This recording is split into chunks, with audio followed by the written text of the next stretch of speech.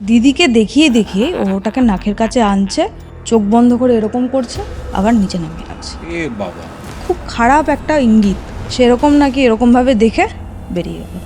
আর চোখে তাকিয়ে বেরিয়ে গেছে। কিছুদিন পর থেকে না ওর মাস্টার মশাই নর্মাল কনভারসেশনের বাইরে গিয়েও কিছু কিছু এমন প্রশ্ন করতো আউট অফ দ্য ব্লু যে ওরা না সবাই অবাক হয়ে যেত। কিরকম?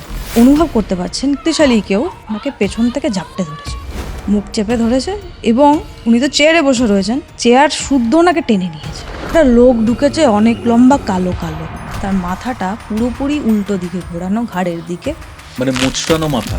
তুই এবার এই ঘরে ফিরে আয়, ওরা আমাদের কিন্তু টিকতে দিচ্ছে না। ওই সালোয়ার কামিজের যে ওড়না, সেই ওড়না দিয়ে হাত বাঁধা এবং তার পরনে আর কোনো রকম কাপড়।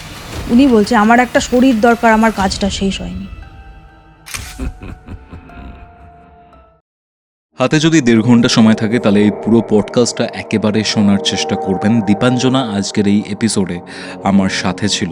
আজকের এই পডকাস্টটা খুবই ডিফারেন্ট। কেন ডিফারেন্ট বলছি, পুরো ঘটনাটা শেষ অবধি শুনলে আপনারা বুঝতে পারবেন। নর্থ বেঙ্গলের ঘটনা, মারাত্মক কিছু রিভিল হয়েছে আজকের এই ঘটনাতে। আজকের এই এপিসোডটা আপনারা কোথা থেকে শুনছেন সেটা কমেন্ট করে অবশ্যই জানান। এবং হ্যাঁ, আপনিও যদি আমার সাথে এরকমই কোনো পডকাস্টে আসতে চান, এরকম কোনো পডকাস্টে বসতে চান, যোগাযোগ করুন। আপনি যদি আমার থেকে কোনো স্পিরিচুয়াল হেল্প চান, অ্যাস্ট্রোলজিক্যাল প্রেডিকশন চান, তন্ত্র রিলেটেড কোনো হেল্প চান, যোগাযোগ করতে পারেন আমাদের অফিসিয়াল হোয়াটসঅ্যাপ নাম্বারে, যেটি হচ্ছে 6290675195। বেশি কথা বাড়াবো না, সরাসরি চলে যাব কৌস্তবের আড্ডার মারাত্মক একটা হরর পডকাস্টে। হ্যালো দীপাঞ্জনা, ওয়েলকাম টু কৌস্তবের আড্ডা। সবার আগে বল, কেমন আছিস? অনেকদিন পরে দেখা হচ্ছে তোর সাথে। খুব ভালো আছি, তুই কেমন আছিস বল? আমি ভালো আছি, বাট আজকের যে ঘটনাটা রয়েছে সেই ঘটনাটার ব্যাপারে যখন বলছিলি অফ ক্যামেরা, আমি জাস্ট ছিটকে গেছি। এমনই গা ছমছমে একটা ব্যাপার। ঘটনাটা কোথাকার? ঘটনাটা দার্জিলিং ডিস্ট্রিক্টের, বাট মেইন দার্জিলিং যেখানে আমরা বেড়াতে যাই, আনন্দ ফুর্তি করতে যাই, সেই জায়গা থেকে অনেকটাই দূর। পাহাড়ি গ্রাম বলা যায়, বাট একেবারে গ্রাম নয়, মফস্বল এলাকার মতন বলা যায়, বাট মানে মেইন দার্জিলিং থেকে একটু আউটস্কার্টস। ওকে, আর কোন সময় ঘটেছে ঘটনাটা? এটা একদম রিসেন্ট বলা যায়, 2025-এরই ঘটনা। নভেম্বরের আগে আগে, মানে অক্টোবর নভেম্বর এই টাইমে। ওকে, আমি ডাইরেক্ট ঘটনা চলে যাচ্ছি। কি ঘটেছিল? ঘটনাটা যেই পরিবারের বা যেই চরিত্রটাকে কেন্দ্র করে মেনলি তৈরি হয়েছে, সেই চরিত্রটার ওপর আমার একটা আলাদা রকম সিম্প্যাথি তৈরি হয়েছিল যখন আমি ঘটনাটা শুনেছিলাম একজনের থেকে। আচ্ছা, কার থেকে শুনেছি সেটা আগে আমি একটু বলে নিই। আমার একজন পাঠিকা, তিনি আমাকে ঘটনাটা পাঠিয়েছিলেন, কারণ তিনি কিভাবে যুক্ত সেটা আমি ঘটনাটা বলতে বলতে বলব। ওকে, আগে থেকে আমি তার পরিচয়টা দিচ্ছি না, তার কারণ আছে, কারণ একটু কনফিউশন হয়ে যেতে পারে আগে থেকে যদি আমি বলে দিই। তো তিনি পুরো ঘটনাটা আমাকে বলেছিলেন। যখন আমি জানলাম পুরো ঘটনাটা, এই যে মেইন ক্যারেক্টারটি, তার প্রতি একটা অদ্ভুত সিম্প্যাথি আমার তৈরি হয়েছিল এবং খুব খারাপ লাগা তৈরি হয়েছিল। সেটা তুই যখন শুনলি আমার কাছ থেকে শুট শুরুর আগে, তুইও বুঝতে পেরেছিস যে কতটাই খারাপ হয়েছিল ছেলেটির সাথে। আচ্ছা, তো যেই ছেলেটির পুরো ঘটনাটা, সে আর 5টা ছেলে মেয়ে মানুষের থেকে একটু আলাদা। তার নাম আমি ভালো নামটা বলছি না, ডাকনাম দিয়ে আমি তাকে অ্যাড্রেস করছি পুরো ঘটনাতে বা পুরো ভিডিওটাতে। তার ডাকনাম রুকু। তো রুকু বলেই আমি পুরো ঘটনাটা বলবো। তো সে একজন অটিস্টিক চাইল্ড। ছোটোবেলা থেকেই বিভিন্ন রকম টানাপোড়েন থেকে সে মানুষ হয়েছে, অনেক কিছু ফেস করেছে সে এবং তার পরিবার। তো সে একটু স্পেশাল বলে তার প্রতি সবার একটু আলাদা বেশি ভালোবাসা বা একটু সিম্প্যাথি তার প্রতি সবারই রয়েছে। তো সেই অটিস্টিক চাইল্ড যে রুকু, সে ছোটোবেলা থেকে একটু অন্যরকমভাবে মানুষ তাকে করতে হয়েছে, একটু স্পেশাল কেয়ার তাকে দিতে হয়েছিল সবসময়। তো তার বাবা মা এবং তার দিদি, তো তার পরিবারে বলে দিলাম তার বাবা মা রয়েছে এবং তার দিদি রয়েছে। তো সবাই তাকে খুবই ভালোবাসে, অনেক কেয়ার করে তাকে, এবং সে তার পরিবারের একেবারে চোখের মণি যাকে বলা যায়। তো প্রথম থেকে যেটা হলো, সে যেহেতু অটিস্টিক, সে না স্পষ্ট করে সব কিছু কথা বলতে পারতো না, গুছিয়ে কথা বলতে পারতো না, একটু এলোমেলো কথাবার্তা বলতো। এবং কিছু জিনিস ওর টেন্ডেন্সি ছিল যেটা অনেক অটিস্টিক বাচ্চাদের মধ্যেই দেখা যায়, সেটা হচ্ছে কোনো একটা জিনিস হয়তো শুনলো, সেটা সারাদিন ও আওড়াচ্ছে, সেটাকে রিপিট করতো। তো এটা তো ছোটোবেলা থেকেই ওদের বাবা মা বা পরিবারের সবাই দেখে অভ্যস্ত, সেটা তো জানে কীভাবে হ্যান্ডেল করতে হয় না করতে হয়। তো এইভাবে করতে করতে যখন ওর বাবা মা প্রথম জানতে পারলো যে তাদের রুকু একজন স্পেশাল চাইল্ড, তো তারা না প্রথম থেকে একটু ভেঙে পড়েছিল, যেটা খুবই স্বাভাবিক, কারণ আমরা প্রত্যেকেই চাই যে আমাদের সন্তানরা ভালো থাকুক, সুস্থ থাকুক। তো সেই যখন একটু আলাদা, তার বাবা মা একটু মেন্টালি ডিপ্রেসড হয়ে পড়েছিল, একটু ডিস্টার্বড হয়েছিল, কারণ তারা ভেবেছিল যে কিভাবে ওকে আমরা মানুষ করব, কিভাবে ভালো একটা রাখবো ওকে, challenge। হ্যাঁ, যে ওকে কিভাবে ভালো রাখবো, Exactly. সবাই মিলে আমরা কিভাবে ভালো থাকবো। তো ডাক্তারের পরামর্শ তো ছিলই, কিছু স্পেশাল স্কুলে তাকে ভর্তি করা হয়েছিল, সেই সব তো টেকনিক্যাল ব্যাপার স্যাপার তো ছিলই। এছাড়াও একটা ওর বাবা মা নিজের মানসিক শান্তির জন্য একটি মন্দিরে ওরা রেগুলারলি যেত, সপ্তাহে 1 দিন অন্তত বা 2 দিন যদি সময় পায় গিয়ে ওই বাচ্চাটিকে নিয়ে যেত, এবং নিয়ে কিছুই না, গিয়ে পুজো হয়তো দিত, একটু বসলো, আরতি দেখলো, এই টাইপের একটু টাইমটা স্পেন্ড করতো, মনটা ভালো থাকতো, শান্ত হতো। তো একদিন এরকম শনিবার করেই রুকু এবং তার মা, সম্ভবত আর দিদি ছিল না তখন, না ছিল না, রুকু এবং তার মা মন্দিরে গিয়েছিল, সেখানে বসেছে, খানিকক্ষণ টাইম স্পেন্ড করেছে। এবার যখন তারা ওখান থেকে ফিরে আসছে, তখন রুকুর একজন পুরনো মাস্টার মশাই, তার সাথে দেখা হয়েছে। তো তার সাথে যখন দেখা হয়েছে, এবং ওই যে মাস্টার মশাই, তাকে সবাই এলাকার চেনে ভালো করেই, এবং সকলেই তাকে খুব শ্রদ্ধা করে এবং ভালোবাসে। কেন? তার দুটো কারণ আছে। এক হচ্ছে, আমাদের সমাজে অবশ্যই শিক্ষকদের একটা আলাদা স্থান রয়েছে, আমরা সকলেই তাদেরকে খুব ভক্তি শ্রদ্ধা করি, করাই উচিত, সেটা তো একটা রয়েইছে। এবং সেই টিচার যে, তিনি খুব ভালো মানুষ, এমনিতে সবার সাথে ভালো করে কথা বলেন, ছাত্রছাত্রীদের ভালোবাসেন, সৎ মানুষ হিসেবেই সকলে চেনেন। এবং তার প্রতিও একটা সিম্প্যাথির একটা আলাদা ব্যাপার ছিল, সেটা হচ্ছে যখনকার কথা আমি বলছি, তার থেকে হয়তো মোটামুটি 5 থেকে 6 মাস আগে সেই মাস্টার মশাইয়ের ছেলেটি মারা গেছেন। তার একমাত্র একটি সন্তান ছিল, ছেলে, সে মারা গিয়েছিল। তো সেইটার দিক থেকে তার প্রতি একটা সিম্প্যাথি আছে সকলেরই, যে জোয়ান একজন সন্তান সে হারিয়েছে। তো তার সাথে দেখা হয়েছে যখন, কথা হয়েছে নর্মালি, মাস্টারমশাই আপনি কেমন আছেন, মানে রুকুকে হাতে খড়ি দিয়েছিলেন প্রায় ওই মাস্টারমশাই, যে তাদের তো একটু অন্যরকমভাবে তাদের সাথে ডিল করতে হয়, তো তাকে অক্ষর চেনানো, বানান চেনানো, কিভাবে কোন ওয়ার্ডটাকে উচ্চারণ করতে হয়, তো তিনি খুব ধৈর্য ধরে তাকে এই ছোটোবেলার যে বিল্ড আপটা, শিক্ষার যে বিল্ড আপটা তিনি করেছিলেন। তো সেই কারণে রুকুর যে ফ্যামিলির কাছে এই মাস্টারমশাইয়ের অবদান একটা অনস্বীকার্য, আর এবং খুব প্রিয়, সম্মানের জায়গাটা, আলাদা রকম সম্মান তার প্রতি রয়েছে। তো তার সাথে যখন দেখা হয়েছে, রুকুর মা তাকে বলেছে, বাবা মাস্টারমশাইকে প্রণাম করো, ও প্রণাম করেছে। রুকুর বয়স কত? রুকুর বয়স তখন, মানে এখনো বলা যায় তার 18-19 এরকম বয়স হবে, 18ই ধরে নিচ্ছি আমি, মানে 2025-এ তার 18 বছর বয়স ছিল, কিন্তু তার অবশ্যই বয়স আন্দাজে তার অতটা ম্যাচুরিটি নেই।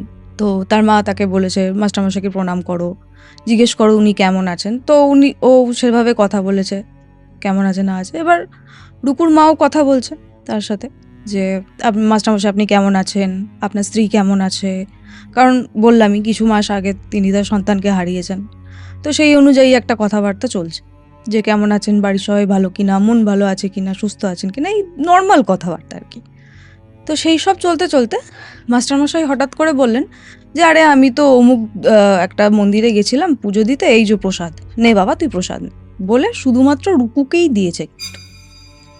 এবার ওর মা নর্মালি কি ভাববে, যে আমার ছেলেকে প্রসাদ দিয়েছে, সে তার ছাত্র, একটা প্রসাদ দিয়েছে, এটাতে কোনো রকম সন্দেহ করার কোনো স্কোপই নেই। একটা গুরুজন তার সন্তান সম আরেকজনকে প্রসাদ দিয়েছে, এটাতে কিছু ব্যাপার নেই। তার মনে এটা আসেও নি যে আমাকে কেন প্রসাদ দিল না, কেন আমার ছেলেকে খালি প্রসাদ দিয়েছে। রুকু খেয়েওছে, খাওয়ার পর তাদের সাথে কথাবার্তা, আরও কিছু কথাবার্তা বলে তারা নিজেদের মতো বাড়ি ফিরে চলে এসছে। কিছুদিন থেকে তারপরে কি হলো, এই যে মাস্টার মশাই, মানে যখন থেকে পড়ানো শেষ হয়ে গেছে রুকুকে, খুব একটা যোগাযোগ রাখতো না, কিন্তু এই দিনের পর থেকে মাঝে মাঝে উনি আসতেন। এবার মাস্টার মশাই পুরনো ছাত্রর কাছে আসতেই পারে। এবার রুকুর মা কি ভেবেছে, যেহেতু উনি ওনার সন্তানকে রিসেন্টলি হারিয়েছেন, একটা সন্তান স্নেহ থেকে হয়তো রুকুর সাথে দেখা করতে আসছে, একটু একটু ভালো লাগছে, ছেলের মতন কাউকে একটু কাছে পাচ্ছে, সেটার জন্য বারবার আসছে। ওরা কিছুই কখনো মনে করেনি, মনে করার কোনো বিষয়ই নেই। কিন্তু কিছুদিন পর থেকে না, ওর এই যে মাস্টার মশাই কিছু, মানে নর্মাল কনভারসেশনের বাইরে গিয়েও কিছু কিছু এমন প্রশ্ন করতো আউট অফ দ্য ব্লু, যে ওরা না সবাই অবাক হয়ে যেত। মানে ধর রুকু এমনি নর্মাল কথাবার্তা বলছে, নর্মাল কথা তো বলতে পারে না, যেভাবে ও কথা বলে সেভাবেই বলছে। হঠাৎ করে হয়তো বলে উঠলো, কিছু মনে পড়ছে বাবা, আমাকে মনে পড়ছে। রুকু কিন্তু ওকে মাস্টারমশাই হিসেবেই অ্যাড্রেস করে কথা বলছে, ও যেভাবে কথা বলে। বাট তারপরেও কেন আবার জিজ্ঞেস করা হচ্ছে যে আমাকে মনে পড়ছে? হ্যাঁ, স্পেশাল চাইল্ড, হ্যাঁ। বাট অ্যালজাইমার্স তো নেই। হ্যাঁ, এক্স্যাক্টলি, ও মনে রাখতে পারে নিজের যে কাছের মানুষ যাদের সাথে ওর পরিচয় আছে তাদেরকেও ভালো মতোই মনে রাখতে পারে। এবং দেখ, অটিস্টিক বাচ্চারা মানে তারা না আবার ব্লেসডও হয়, একদম। তাদের মেমোরি খুব শার্প হয়, তাদের শেখার পাওয়ার আমাদের থেকে অনেক বেশি হয়। মানে অনেকের মিউজিক বল, আর্ট বল, সেই ক্ষেত্রে নর্মাল কোনো মানুষের থেকে অনেক বেশি হয়, তারা অনেক ক্ষেত্রে ব্লেসড হয়, যে কারণে আমার মানে খুব ভালো লাগে ওদের ব্যাপারে জানতে, বা খুব ভালো লাগে। তো ওর ওই ব্যাপারটা ছিল, ও না খুব একটা জিনিসপত্র ভুলতো না চট করে, ও সবাইকেই মনে রাখতে পারতো, যে কোনো বিষয়, পড়াশোনার বিষয় বিশেষ করে, কবিতা বল, গান বল, গদ্য বল, ও না একবার পড়লে বা শুনলে সেটাকে না ফটোগ্রাফিক মেমোরির মতো মনে রেখে দিতে পারতো। তো ভুলে যাওয়ার কিছু ব্যাপার নেই। তো সেক্ষেত্রে কেন বারবার মাস্টারমশাই ওকে জিজ্ঞেস করছে, মনে পড়ছে কিছু, কিছু মনে পড়ছে বাবা, এরম করে জিজ্ঞেস করতো কেন? ওর মায়ের অবাক লাগতো, কিন্তু কিছু বলতে পারতো না। মাস্টারমশাই মানুষ, কি বলবো। ঠিক আছে, এর মতো মানে এইভাবে কিছুদিন গেল। এবার রুকুর মধ্যে কিছু কিছু চেঞ্জেস আসা শুরু হলো। কি ধরনের চেঞ্জেস? ওর তো একটা মানে স্বাভাবিক কথা বলার ধরন ছিল, ওর মতন করেও কথা বলতো, যেরকম বললাম একটু অসংলগ্ন কথা বলতো, একটা কথা বারবার রিপিট করতো। আর ও না খুব একটা রাগ করতো না, মানে অনেক অটিস্টিক চাইল্ড আছে না, কিছু কারণে না খুব রেগে যায়, বাট ওর মধ্যে ওই ব্যাপারটা ছিল না। ওর হতো যদি কখনো রাগ হতো বা কোনো কিছু পছন্দ হতো না, ও না একটু গোঁজ হয়ে বসে থাকতো, চুপচাপ হয়ে যেত। বাট ওর মধ্যে না একটু রাগ ব্যাপারটা শুরু হতে মানে দেখতে নোটিস করতে শুরু করলো ওর মা, যে কোনো কিছুতে রাগ হয়ে গেলে ও রাগটা দেখাচ্ছে, শো করছে। এবার ও যেহেতু একটা নর্মালভাবে কথা বলে, নিজস্ব ধরন নিয়ে একটা কথা বলে, সেই জিনিসটা সেই সময় বা রাগের সময় চেঞ্জ হয়ে যাচ্ছে। কিরকম? হ্যাঁ, চেঞ্জ হয়ে যাচ্ছে বলতে, মানে আগে ধর রাগ হলে আমি খাবো না, খাবো না, খাবো না, এরকম বলতো। এবার ও যখন রাগ হচ্ছে, ও পুরো একটা সেন্টেন্স বলছে, যেটা আগে কখনো বলতো না।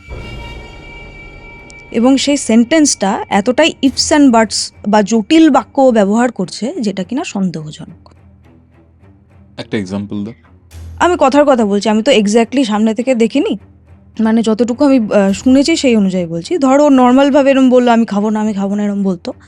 একবার হয়তো রাগ হলো, সেখানে বলতো, আমার জন্য আর কালকে থেকে খাবার রান্না করবে না, আমি আর কালকে থেকে খাবো না, আমার যা করা আমি নিজে করে নেবো। এই জিনিসটা ওর পক্ষে বলা সম্ভবই নয়।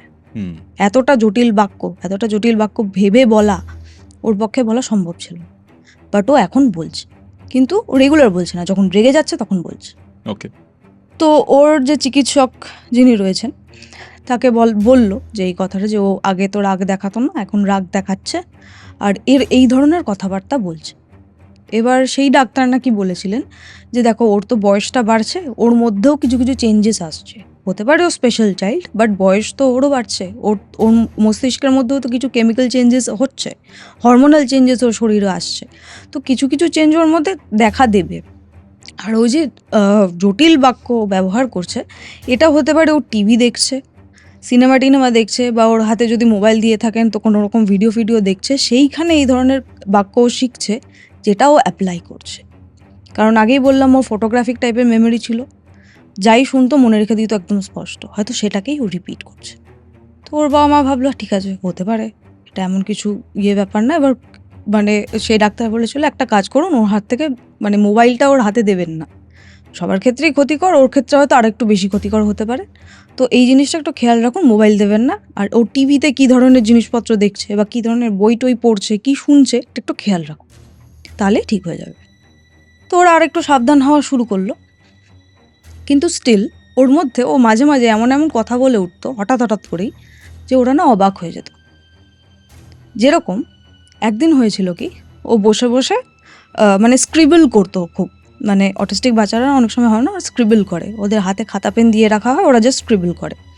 ও সেটাই করতে কিছু নাম্বারস লেখা শুরু করলো। নাম্বারস এবার ও নাম্বারস তো জানেই, অবভিয়াসলি নাম্বারস লিখতেই পারে, এরকম কিছু ব্যাপার না। বাট ও ওর নাম্বারসগুলো যে লিখছে সেটা হচ্ছে হিসেবের নাম্বারস। হিসেবের? হ্যাঁ, মানে ধর আমরা জমা খরচের একটা হিসেব করছি, ডেবিট ক্রেডিট আলাদা করছি, ও সেই জিনিসটা করছে। আচ্ছা। মানে ও ডেবিট ক্রেডিট লিখছে, লিখতে লিখতে ও বলছে হিসেবটা মিলছে না কেন, হিসেবটা মিলছে না কেন, এরকম করছে। বলছে কিসের হিসেব মিলছে না বাবা? বলছে না, আমার ব্যাঙ্ক অ্যাকাউন্টে না বেশি টাকা নেই, আর কীভাবে খরচটা চালাবো আমি বুঝতে পারছি না। এবার ব্যাঙ্ক অ্যাকাউন্টের হিসেব, ডেবিট ক্রেডিট, এগুলো ও জানলো কোথা থেকে? এগুলো তোর জানার কথা না। ওর পড়াশোনার পরিধি অন্য রকম, ওকে স্পেশালি কিছু রকম পড়াশোনা বা যাই হোক কিছু সাবজেক্টস ওকে দেওয়া হচ্ছে।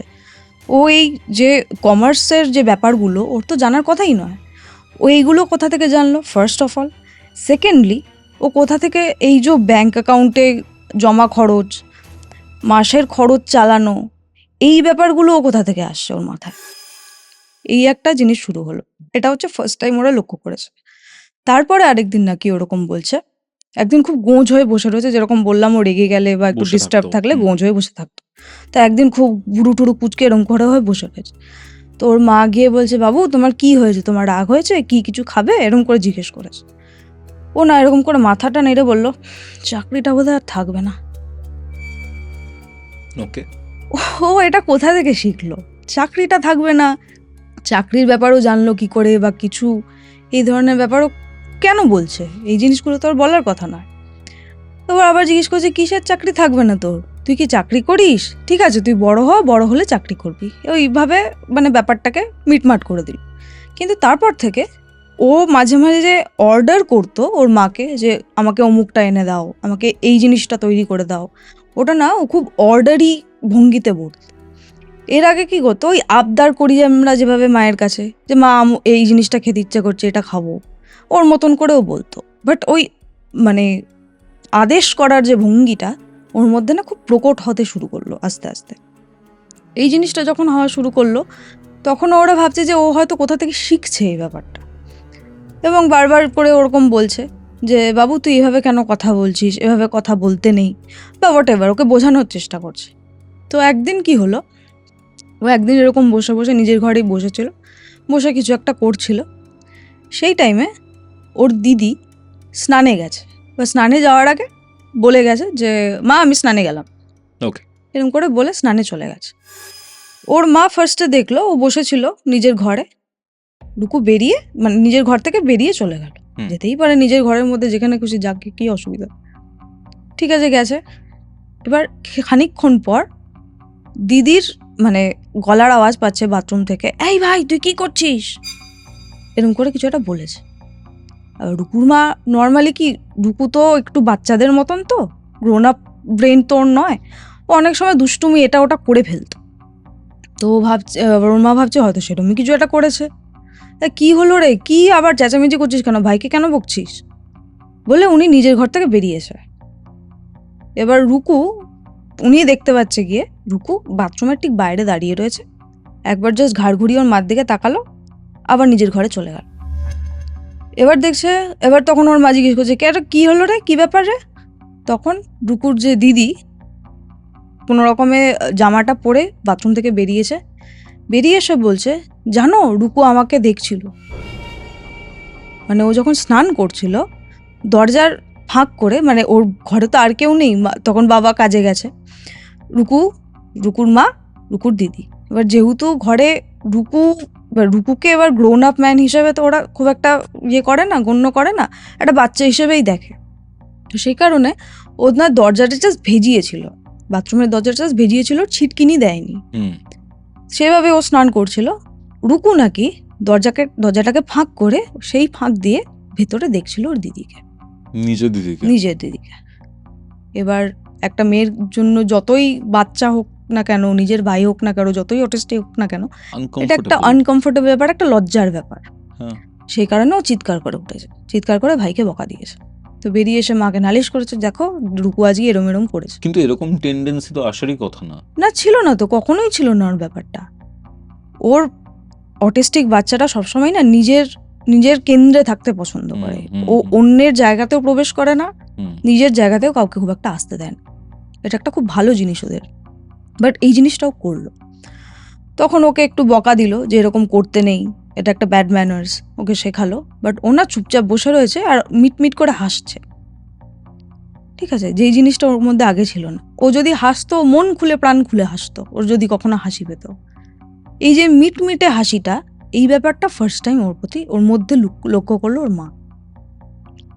এই জিনিসটা হলো সেকেন্ড লিঙ্ক। তারপর যেটা ওর দিদি নোটিস করা শুরু করলো, নোটিস হয়তো অনেক দিন থেকেই করছিল, কিন্তু মায়ের কাছে নালিশ করেছে অনেক পরে, সেটা হচ্ছে যে রুকুনা আমার দিকে কেমন করে তাকিয়ে থাকে। এটা হচ্ছে ওর নালিশ। এবার ওর মা যখন জিজ্ঞেস করেছে কেমন করে তাকিয়ে থাকে মানে, বলছে না, ও না আগে এরকম ছিল না, আমার ভাইকে আমি এত বছর ধরে দেখছি, ছোটবেলা থেকে বলতে গেলে আমিও মানুষ করেছি ওকে, তুমি তো করেইছো, বাবা মা তো করেইছে, আমি এবার দিদিও একটা মায়ের জায়গার মতনই, বড় দিদি থাকলে বা একটা মায়ের জায়গার থেকেই তাদেরকে মানুষ করে। তো ও বলছে যে ওকে আমি এত ভালো করে চিনি, এত ছোটবেলা থেকে, মানে একেবারে ছোটবেলা থেকেই ওকে আমি দেখে আসছি, ওর মধ্যে না এই যে টেন্ডেন্সিটা, ওর চোখ মুখের ভাব, এরকম আগে কখনো দেখিনি। কেন? ও নাকি যেই ওয়ার্ডটা ইউজ করেছিল দিদি, ও না অসভ্যের মতো আমার দিকে তাকিয়ে থাকে।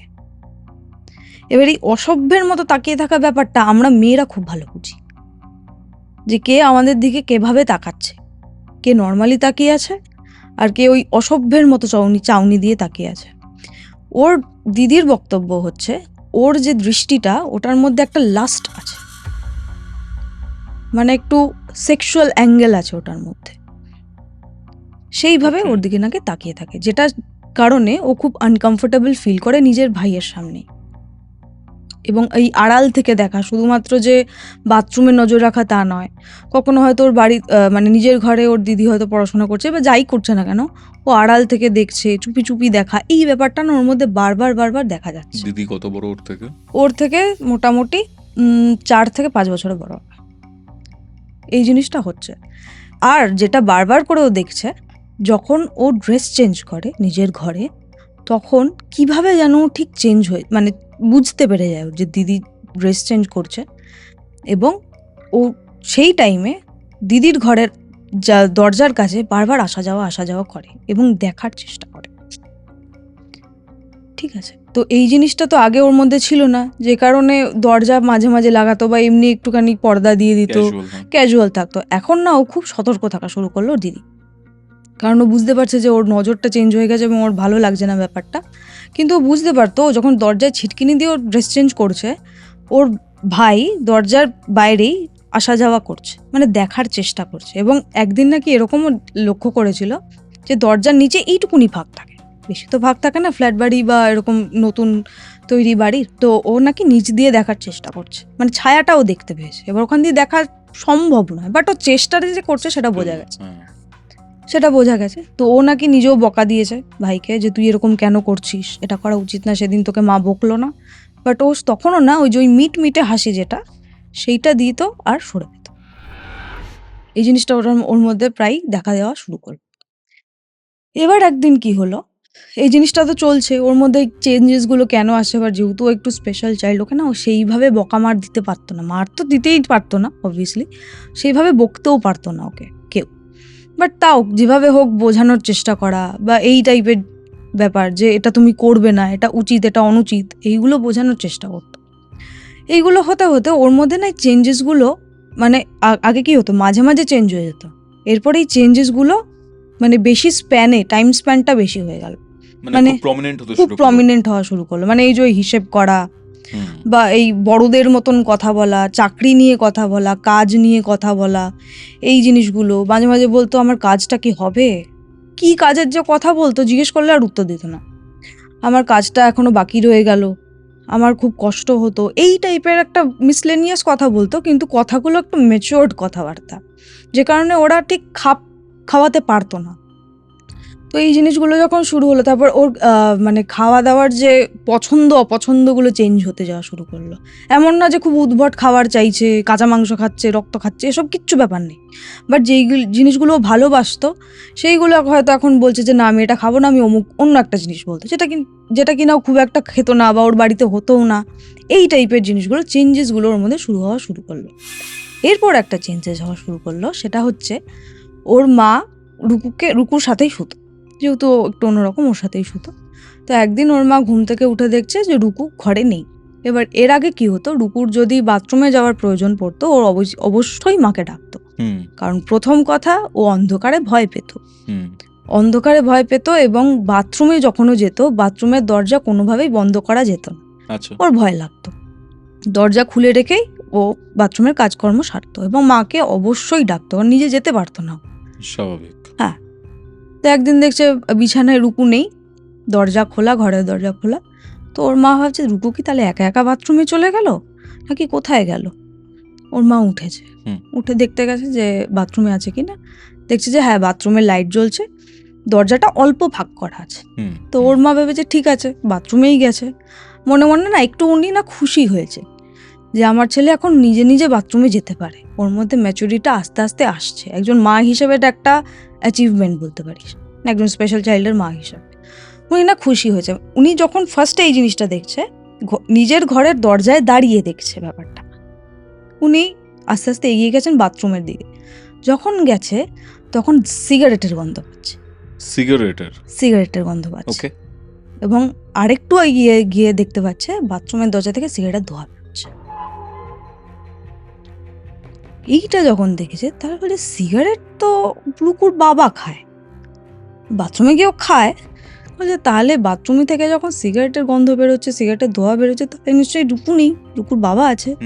তাহলে রুকু কোথায় গেল? উনি কি করেছেন, বাথরুমে একটু সামনে গিয়ে জিজ্ঞেস করছে হ্যাঁ তুমি আছো ভেতরে? তাড়াতাড়ি করে, মানে তখন শুনতে পাচ্ছে যে ফ্ল্যাশের আওয়াজটা হলো, তাড়াতাড়ি করে রুকু বেরোলো হন্তদন্ত হয়ে, না না আমি ছিলাম বলে নিজের ঘরে চলে গেল। এবার ওর মা অবাক হয়ে গেছে, একটু থতমত হয়ে গেছে, খুবই পিকিউলিয়ার। তার থেকেও বড় বিষয়, রুকু নিজে সিগারেটের গন্ধ সহ্য করতে পারত, যে কারণে ওর বাবা বাড়িতে সিগারেট খেতেন না। তখনই খেতেন যখন রুকু হয় ঘুমিয়ে পড়তো, বা যদি একান্তই তার খাওয়ার প্রয়োজন হতো তিনি হয় বাড়ির বাইরে গিয়ে বারান্দায় গিয়ে খেতেন বা বাথরুমে খেতেন।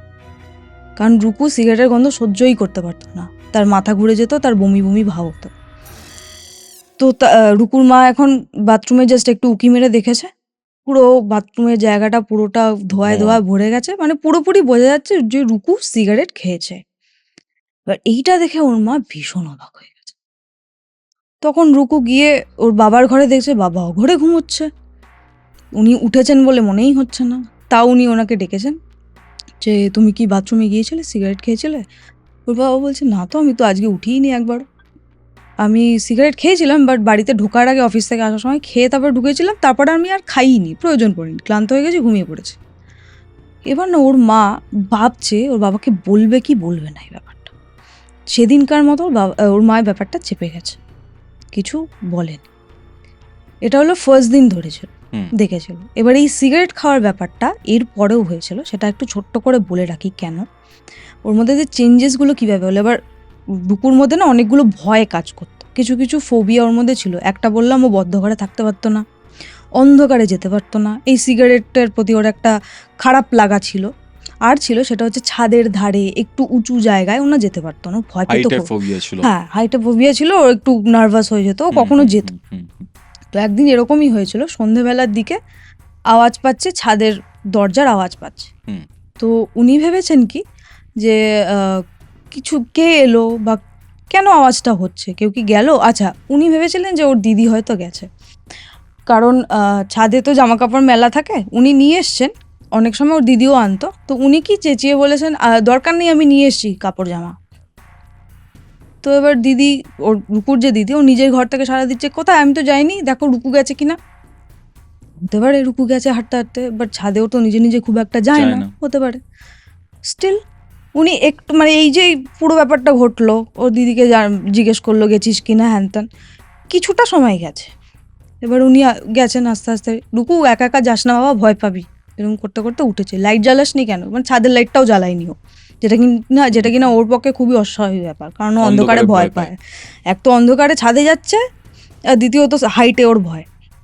উনি গিয়ে দেখতে পাচ্ছে একজন গ্রোন যুবক যেভাবে ছাদের ওই রেলিংয়ে পা তুলে সিগারেট খায়, খুব মানে সেই খুব কারিজমা দিয়ে, একটা সোয়াগ দিয়ে ও ওইভাবে সিগারেট খাচ্ছে, মানে একটা পা তুলে খুব আয়েশ করে এরকম করে সিগারেটটা খাচ্ছে। তো এরকম একটা সিচুয়েশনে নর্মালি কি হয়, যে সিগারেট খাচ্ছি, মা চলে এসছে, এরকম একটা ব্যাপারে কি হয়, তাড়াতাড়ি করে আমরা কি করি, সিগারেটটা ফেলে দিই, হ্যাঁ। নার্ভাস হয়ে যায়, হ্যাঁ আমি কিছু করিনি, এরকম একটা ব্যাপার আসে। বাট এই ক্ষেত্রে কি হলো, ওর মা যখন চার্জ করলো যে তুই কি করছিস রুকু, এইসব কি হচ্ছে, এই টাইপের কিছু একটা কথা বলেছে, তখন ও নাকি সিগারেটটা তো ফেলেইনি, আরেকবার টান দিয়ে ধোয়া ছেড়ে নাকি ও বলছে, খাচ্ছি তো, আমার বয়স হয়েছে, আমি খাবো না। মানে ও বলতে চাইছে আমি এখন বড় হয়ে গেছি, এটা তো খুব স্বাভাবিক ব্যাপার, তুমি এত Exactly. রিয়াক্ট কেন করছো। এটা তো আনএক্সপেক্টেড। একেবারেই আনএক্সপেক্টেড। এক তো বললাম ও সিগারেটের গন্ধ নিজেই সহ্য করতে পারতো না, তারপরে ওই দ্বিতীয়ত এই ধরনের অ্যাটিটিউড ওর মধ্যে ছিলই না। উঁচু ছাদের রেলিংয়ে উঁচু ছাদের রিলিংয়ে বসে আছে, মানে ওর ক্যারেক্টারটা পুরোপুরি চেঞ্জই হয়ে গেছে। ওর যে ভয়গুলো সেখানে আর ও পাচ্ছে না, ওর যে কথাবার্তার অ্যাটিটিউড বা নিজের যে অ্যাটিটিউড, সব কিছুই চেঞ্জ হয়ে গেছে ওর। তো এই জিনিসটা যখন হলো, ওর মা তো এক তো অবাক হয়েছে যে ছেলেকে সিগারেট খেতে ধরে নিয়েছে, যে কোনো মারই যেরকম রিয়াকশন হয় সেটা তো হচ্ছেই, আর দ্বিতীয়ত ওর ছেলেকে ওরকমভাবে দেখে উনি খুব অবাক হয়ে গেছে যে এইটা কি দেখছি আমি। তো ও নাকি মায়ের সামনে দাঁড়িয়েই বাকি যে সিগারেটটা পুরোটা টেনে মানে খুব সেই অ্যাটিটিউড নিয়ে বা সেই একটা মাচো টাইপের একটা অ্যাটিটিউড নিয়ে না, এরকমভাবে ওর চালচলনও চেঞ্জ হয়ে গেছে। এবার ও যখন হাঁটতো নর্মালি, ও একটু ঝুঁকে হাঁটতো, একটু তাড়াতাড়ি করে হাঁটতো, ওর একটা চলার একটা আলাদা ভঙ্গি ছিল ছোটোবেলা থেকে, বাট সেটা চেঞ্জ হয়ে গেছে। ও সেই গুন্ডারা যেভাবে চলে না, সেই মানে কাঁধ দুটোকে ছড়িয়ে দিয়ে সে একটু অ্যাটিটিউড নিয়ে যেভাবে চলে, সেইভাবে নাকি, হ্যাঁ বুক চিতিয়ে যেটাকে চলা বলা হয়, গুন্ডার মতো একটা অ্যাটিটিউড নিয়ে ও নাকি মাকে ক্রস করে নেমে গেল সিঁড়ি দিয়ে। এবার যখন মাকে ক্রস করছে, তখন একটা সাইড আই দিয়ে না আমরা সেই একটা নেগলেক্ট করার মতন একটা লুক, সেরকম নাকি এরকমভাবে দেখে বেরিয়ে গেল, আর চোখে তাকে বেরিয়ে গেল। ও এটা কখনো করতো না, কারণ ওর মধ্যে চোখে চোখ রেখে কথা বলা একটা চ্যালেঞ্জ ছিল, যেটা কিনা অটিস্টিক বাচ্চারা প্রায়ই করে থাকে। ওরা না খুব একটা চোখে চোখ রেখে কথা বলতে পারে, ও একটু অন্যরকম, অন্যদিকে তাকিয়ে কথা বলতো, দেওয়ালের দিকে তাকিয়ে কথা বলতো। তো এইটা না ওকে ট্রেনিং দেওয়া হতো যে তুমি যখন কারোর সাথে কথা বলবে তার দিকে তাকিয়ে কথা বলতে হয়, এটা ওকে প্রচুর শেখানো হতো, কিন্তু ও খুব একটা রপ্ত করতে পারতো না। মায়ের সাথে বলতো, আর কারোর সাথে খুব একটা বলতে পারতো না, এটা ওর কাছে একটা চ্যালেঞ্জ ছিল। বাট এই যে সাইড আই দেওয়া, এই যে একটা লুক দেওয়া, এটার মধ্যে ছিলই না, ও পারতোই না, ওর ক্যারেক্টারের মধ্যেই ছিল না। বাট এই জিনিসটাও করে বেরিয়ে গেল। এইগুলো এটা নিয়মিত হওয়া শুরু হলো, এবং এই যে সিগারেট খাওয়ার ব্যাপারটা, এটা নিয়মিত চললো। মানে ও নিয়মিত সিগারেট খাচ্ছে, ওকে বকা দিলেও শুনছে না, আর যখন ওকে বলা হচ্ছে যে এটা করা উচিত না, এটা তুমি কেন করছো, বকা দেওয়া হচ্ছে, ওরকম অ্যাটিটিউড দেখাতো, আর ও বলতো যে এটা তো আমার বয়স, আমি এটা করবো না তো কি করবো, এরকম একটা ব্যাপার ওর মধ্যে হলো। এরপরে যেটা খুব অদ্ভুত, ঘৃণ্য এবং একটা ইরি ব্যাপার ওর মধ্যে দেখা শুরু হলো, সেটা হচ্ছে যে জিনিস যখন থেকে এই ব্যাপারটা শুরু হলো, আচ্ছা একটা জিনিস আমি বলতে ভুলে গেছি, সেটা একটু পরেই বলছি, কারণ এই জিনিসটা বলে তারপর বলবো। সেটা হচ্ছে কিছুদিন পরে, এই যে ঘটনাটা ঘটলো তার কিছুদিন পরে রুকুর দিদি ওর মায়ের কাছে গিয়ে কমপ্লেন করছে, এমন নয় যে চেঁচামেচি করে বলছে বা কিছু, এমনি মা আর মেয়ের মধ্যে যেরকম কথাবার্তা হয় সেরকম নাকি ওর মাকে গিয়ে বলেছে যে মা আমার না কয়েকটা ইনার গার্মেন্টস আমি না খুঁজে পাচ্ছি, তুমি কি ধুয়ে দিয়েছিলে, ধুয়ে কোথায় রেখেছো? ওর মা বলছে কেন, আমি তো তুই যে ধুয়ে দিয়েছিলি বাইরে মেলা ছিল, ছাদে মেলা ছিল, তারপর তো আমি তোর ঘরে গিয়ে রেখে দিয়েছি, তুই একটু দেখ খুঁজে এদিক ওদিক। বলছে না না, ধোয়াগুলো নয়, যেগুলো ধোয়া মানে ধুতে দেবো সেইগুলো আমি খুঁজে পাচ্ছি না, কোথায় গেল, তুমি কি ধুতে দিয়ে দিয়েছো, সেই কারণেই জিজ্ঞেস করছি, ওয়াশিং মেশিনেও দেখলাম সেখানে নেই। ওর মা একটু অবাক হয়েছে, দাঁড়া না একটু খুঁজে খাজে দেখ। ওর দিদি বলছে যে না আমি দেখেছি বাট পাচ্ছি না। ওর মা গিয়েও খুঁজেছে, পাইনি। ধর এবার এক্স্যাক্ট নাম্বারস তো আমি জানি না, কয়েকটা ইনার গার্মেন্টস হারিয়ে গেল, পেলো না তো পেলোই না, তার কিছুদিন পর আরও কয়েকটা গার্মেন্টস হারিয়ে গেল, পাচ্ছে না।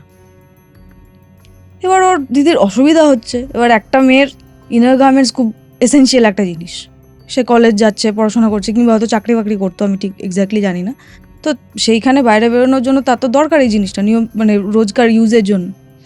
সে এটা যখন পাচ্ছে না, ও একটু প্যানিক করা শুরু করলো, এবার একটু রাগারাগি করছে, হ্যাঁ কোথায় রাখো তোমরা, জিনিসপত্র খুঁজে পাওয়া যায় না, হ্যান ত্যান এসব বলছে।